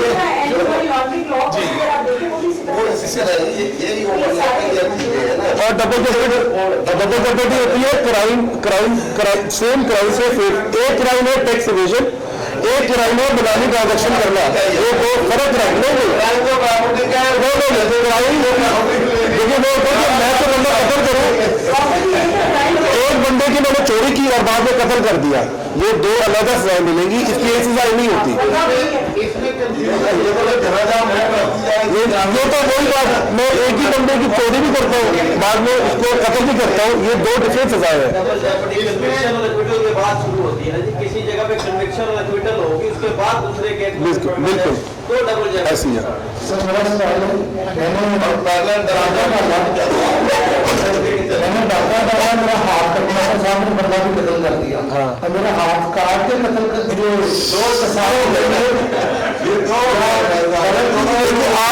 आपने लॉ में जब यूएस वगैरह में सजा मिलती है तो वो कहता है कि आपको 100 सालों की सजा मिल गई। वो 100 सालों की सजा कैसे मिलती है? वो 7-8 क्राइम्स कमिट हुए होते हैं, उनकी 20 ऐड होती है। तो आप सबको ही पता है ये भी वही सजा है, यहाँ सजा ऐड हो रही है क्योंकि क्राइम्स फर्क है। जब उसमें तो एट टाइम स्टार्ट होती है 100 ईयर होती है, अगर सब में 20 साल मिली है तो 20 साल में उसकी वो सजा मुकम्मल हो जाती है। मैं वैसे आपको बता रहा हूँ, मैं आपको सिर्फ एक मिसाल दी है कि सेक्शन 51 एक अलग क्राइम क्रिएट कर रहा है, बनामी ट्रांजेक्शन को, टैक्स इवेजन एक अलग क्राइम है। जो ये सारे कंफ्यूजन से चीज मेन में आ रही है कि रियासत इस एक्ट के तहत क्या क्या रही है। मैंने जा रही है, मेरी प्रॉपर्टी स्मैश करना चाह रही है, मुझसे टैक्स लेना चाहती है। वो चाह रही है कि आपकी जो चीज है वो आपके नाम पर है, ताकि हम बाकी चीजें जो है हम डॉक्यूमेंटेशन सही तरीके से कर सकें। वो ये चाह रही है। ये प्रैक्टिकेबल इतना नहीं है, क्योंकि हमारे मुल्क में अगर देखें स्टॉक ब्रोकर है, स्टॉक एक्सचेंज है, किस चीज पे चलती हैं, पैसे आप देते हैं, वो शेयर खरीदते हैं, अपने नाम भी खरीद सकते हैं। जितने रियल एस्टेट एजेंट है इसमें एक्सक्लूडेड है सारे। आप एजेंसी रिलेशनशिप में या ट्रस्ट रिलेशनशिप में या फिडुसरी इसी को होते हैं, कॉन्फिडेंस, ट्रस्ट और गुड फेथ में आप किसी को, जैसे अमानत है, अमानत दे दें उसमें तो हमारा इस्लामिक लॉ लगता है, ये वो तो एक्सक्लूडेड है, ये सारे एक्सक्लूडेड है और सारे काम उसी में ही चलते हैं। नहीं, अब जिससे लगता है कि दोनों साथ बैठे तो उसे पता ही नहीं था इसके नाम में। मैं आपको एक केस की एग्जांपल दे देता हूँ। बात ये है कि ये जो लॉ है ये इसकी इंटरप्रिटेशन का बिल्कुल रूप ये है कि जहाँ कहीं डाउट होगा, एम्बिग्युइटी होगी तो फिर आपका उसमें क्यों होगा। अब मैं आपको एग्जांपल दे देता हूँ, उससे क्लियर भी हो जाएगा। चीजें हो तो फिर उसमें ये ऑफेंस या कॉन्फिस्केशन जो हाई लेवल का है, जी जी, पहले क्योंकि हमारे फंडामेंटल राइट है, उससे ये सारी बात क्लियर होगी। मैं डिस्कशन करता हूँ, ये कर सकते हैं आप तो कर देंगे। नहीं 2-3 दफा 4 आप 2-3 दफा 4 दफा कर सकते हैं, लेकिन बात पहुंची नहीं है, सिर्फ उसे पहुंचाने जरूरी है। बिल्कुल इरादा नहीं है कि जो बंदा सही काम कर रहा है उसको सिर्फ लॉ की नीति-ग्रिटी के बेस पर पकड़ लिया जाए। और दूसरा ये कि ये जो बिजनेस ट्रांजैक्शन है, इससे हमारे जो इन्वेस्टमेंट या बिजनेस एंटरप्रेन्योर है, अगर उन पे इनको ज्यादा राज करेंगे तो फिर यहाँ से इन्वेस्टमेंट बाहर ले जाएंगे या इस तरह ओवरऑल सही क्यों नहीं कर सकते? यहाँ से बाहर तो ले जाते, सही नहीं कर सकते। देखे ना वो इन्वेस्टर या बिजनेस कुंजी होती है, वो देखती कहाँ इंसेंटिव ज्यादा है, कहाँ उसकी रिटर्न ज्यादा लुक्रेटिव आ सकती है, कहाँ लॉ की एप्लीकेशन मिनिमम है, कहाँ इंसेंटिव ज्यादा है, जहाँ ज्यादा स्ट्रिक्ट होंगे, कॉन्फिस्केशन होंगी, सजाएं होंगी। एक बिजनेस को 2 साल अंदर कर दे, वो क्यों इधर रहेगा भाई? नहीं 2 साल कोई भी नहीं रह सकता इधर। हम कह रहे हैं सबको छोड़ दो, दुबई वाले हैं, मौजें कराते हैं, वहाँ चले ग्रेस पीरियड दिया कि आप इसे ठीक कर लें। हमें ऐसे कानूनी तो हमने ग्रेस ये तो आपने सारी बात ही खत्म कर दी, ये तो फिर आप बनावटी में कह के सबसे पहले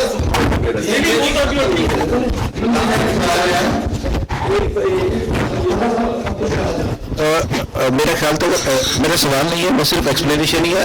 ये एक्सप्लेनेशन आप रुदात साहब पहले दे चुकी हैं, 3-4 दफ़ा हो चुकी है, लेकिन दरमियान में शायद मुख्तलिफ बातें हुई, इस वजह से आप तक बात प्रॉपरली कन्वे शायद ना हो सकी हो। बेसिकली आपने ये इस्टेब्लिश करना है, वो आपको इन्फॉर्मेशन मिलती है या अदरवाइज आपने ये इस्टेब्लिश करना है कि ये प्रॉपर्टी जो है बेनामी प्रॉपर्टी है, और बेनामी प्रॉपर्टी के लिए 3 कंडीशन वो पूरी होनी है। एक कि ये प्रॉपर्टी जो है मेरे पास से खरीदी गई, एक ये प्रॉपर्टी मैंने किसी दूसरे के नाम पे रखी, और इसका जो बेनिफिट ले रहा हूँ, तीसरी जो कंडीशन है वो मैं ले रहा हूँ। अगर ये तीनों कंडीशन, अगर ये तीनों तीनों कंडीशंस है ना कि एक्सक्लूजन में वो ट्रांजैक्शन जी और ये तीनों में नहीं है, एजेंट नहीं है, जी सर आप दुरुस्त सुना रहे हैं, रिलेशन में भेजेंगे, फिर वो ट्रांजैक्शन जो है और ये तीनों कंडीशन जो है वो जक्स्टा पोजिशन होगी। ये नहीं हो सकता कि एक कंडीशन पूरी हो गई और दूसरी नहीं हुई, दूसरी हो गई, तीसरी नहीं हुई। ये तीनों कंडीशन जक्स्टा पोजिशन में होंगी तब हम कह सकेंगे कि ये जो ट्रांजैक्शन है ये सारी की सारी जो है ये सॉरी प्रॉपर्टी जो बनाई गई है ये बेनामी प्रॉपर्टी बनाई गई। एक दूसरा इसमें जो कंफ्यूजन के बावजूद बन रही है कि ये रिट्रोस्पेक्टिव है या प्रोस्पेक्टिव है, तो लगता ये है क्योंकि लॉ ने इसने प्रॉपरली बड़े वाज़ेह तरीके से कह दिया कि ये इस तारीख से लेके ऑनवर्ड जो ट्रांजैक्शन होगी ये उससे मुतल्लिक है। अगर ये होता है कि ये 1947 वाली प्रॉपर्टी है और वो डिक्लेयर नहीं हुई तो वो जिस तरह से मैप का लॉ बनाया गया था कि लॉ तो आपको 2001 में आ गया लेकिन आपको कहा गया कि 1985 तक आप उसको जो है पीछे से प्रूव कर सकते हैं। तो यहाँ भी इस तरह से कह दिया जाता लेकिन ऐसा यहाँ नहीं कहा गया। इसका मतलब ये है कि जिस तारीख से ये लॉ प्रोमलगेट हुआ है उसके ऑनवर्ड जो है इसकी सारी ट्रांजेक्शन का बायस बनेगा। Thank you. मैं इसमें अब जो स्कीम खत्म होने के बाद अब क्या रास्ता है लोगों के पास कि वो डिक्लेयर करें और आप रिएक्शन ना ले सकें? अब कोई लॉ अब एक ही रास्ता है कि आप सारे वकील एक और ऐसे डिक्लेरेशन की रिक्वेस्ट करें और एक और लॉ दे दे, एमनेस्टी एक और हो जाए, एमनेस्टी वरना नहीं। आप लोगों को हम ये बताते हैं कि आप ऐसा नहीं है कि किसी ने आके आज शिकायत की और हमने कल उसका शो कॉल कर दिया और प्रॉपर्टी को जब्त कर लिया। इसको बने हुए 2017 से हुआ और 30 जून 17 से ये फाल हो गया। अभी तक हमने 8 रेफरेंस पढ़े क्योंकि हम उनको प्रॉपर्ली चेक करते हैं और प्रॉपर इन्वेस्टिगेशन होती है। हम खुद नहीं चाहते कि किसी की कोई प्रॉपर्टी जो है वो इस तरीके से अर्न हो, उसके कोई हार्म हो। तो ये ऐसी चीज़ नहीं है कि हम लोग सिर्फ ज़िबा करने में लगे हैं और आपको शायद अंदाज़ा नहीं है कि हमारे अपने ऊपर कितना प्रेशर है इसका।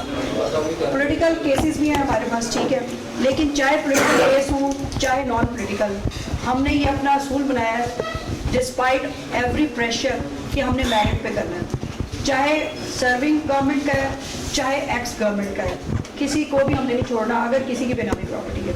तो इसलिए हम तो अपनी तरफ से पूरी कोशिश कर रहे हैं। मे भी ये टीम आपको जल्दी ना मिले यहाँ पर लेकिन जो हमारी इस वक्त टीम मौजूद है, हाँ जी, तो हम ये पूरी कोशिश कर रहे हैं कि हम किसी को अनड्यू हार्म ना करें। और ये नहीं है कि हमने बस बिजनेस बंद कराने या ऐसी चीज़ें करनी है। मेरे से बहुत ज़्यादा जो है ना, हम आसिम को कहते हैं ये आईओ है, ये ऐसे हैं कि जो हमेशा प्रो टैक्स पेयर होते हैं। हम इसको कहते हैं कि तुम इधर की तरफ आ जाओ, ये कहते हैं कि नहीं, ये कहते हैं कि जुडिशियस होना चाहिए। तो हमारे जो ऑफिसर्स भी हैं वो सारे इस तरह के हैं जो ये सोचते हैं कि हमें जुडिशियसली काम करना है। इसीलिए बाकी शायद कराची में उनके कितने रेफरेंस मेरे पास 30 से ज़्यादा हो गए। हम बहुत सोच समझ के यहाँ पर उनके रेफरेंसेस फाइल करें सिर्फ इसी वजह से कि हम किसी को आगे पाएंगे। तो इसलिए आप लोगों का भी हमें ट्रस्ट अपने साथ चाहिए। दूसरा जो आपका सवाल था कि अगर अभी भी कोई डिक्लेयर करना चाहिए तो अब सिर्फ उसके पास एक ऑप्शन है कि आप मेंबर ऑपरेशन से मिले और उनसे कहें कि एक एमएसटी में और दे दें, हम डिक्लेयर करना चाहते हैं। लेकिन इसमें आपके पास कोई साइजेबल नंबर होना चाहिए क्योंकि अभी जो लेटली एक इम्यूनिटी अगर कोई आनी है, जो जिस वक्त मैं चीफ ऑपरेशंस वहाँ पे रही हूँ और वो डिस्कशंस चल रही थी, तो शायद फॉरेन करेंसी अकाउंट्स वगैरह की कोई लोग सोच रहे हैं जो कि उस पर इसके अलावा अभी उनके जहन में नहीं है। तो अगर आप लोग ये चाहते हैं तो अपनी गुजारिशात वहाँ पर भेज दें ताकि सर मेरा क्वेश्चन ये है कि अगर हम लोग को पता नहीं मेरे नाम पे कोई प्रॉपर्टी पता चल गया तो बाद में मुझे मिलेगी कैसे मिलेगी?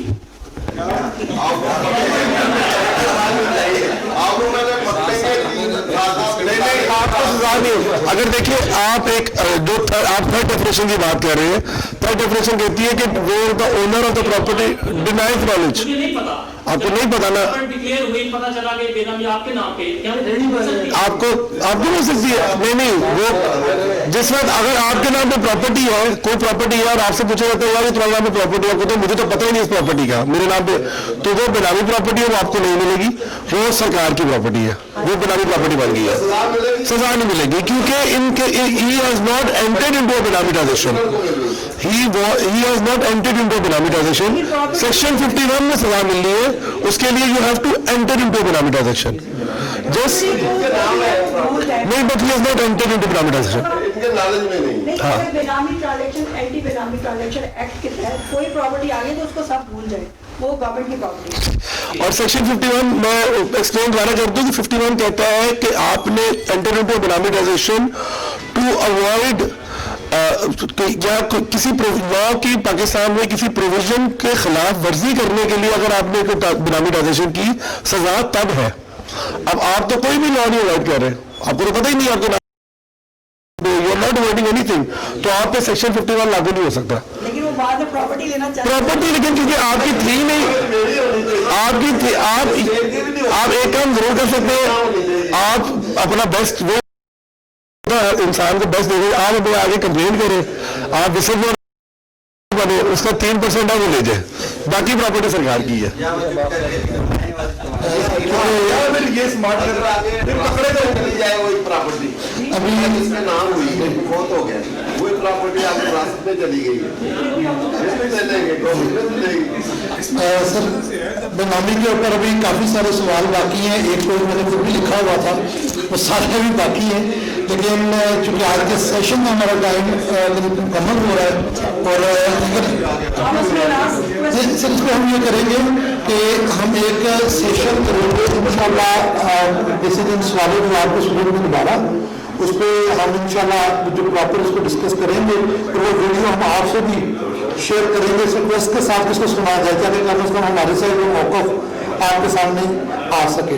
तो आज के सेशन को कंक्लूड करते हुए मैं गुजारिश करूँगा अपनी नायब सदर लाहौर टैक्स बार एसोसिएशन से कि हमारे दोस्तों का, मैडम का, चीफ गेस्ट का सबका शुक्रिया अदा करें और सेशन को प्रॉपर कंक्लूड करें।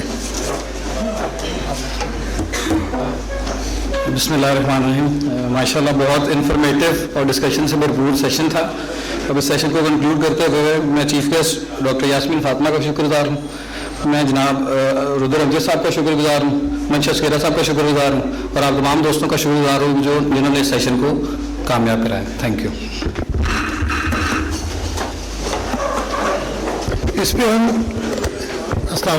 हम इंशाल्लाह क्वेश्चन आंसर का एक सेपरेट सेक्शन पूरा करेंगे सेशन इंशाल्लाह, और ये विरासत वाली बातें और कब प्रॉपर्टी ली जा सकती है नहीं ली जा सकती, काफ़ी सवाल हैं, लेकिन वो इंशाल्लाह हम करेंगे इंशाल्लाह।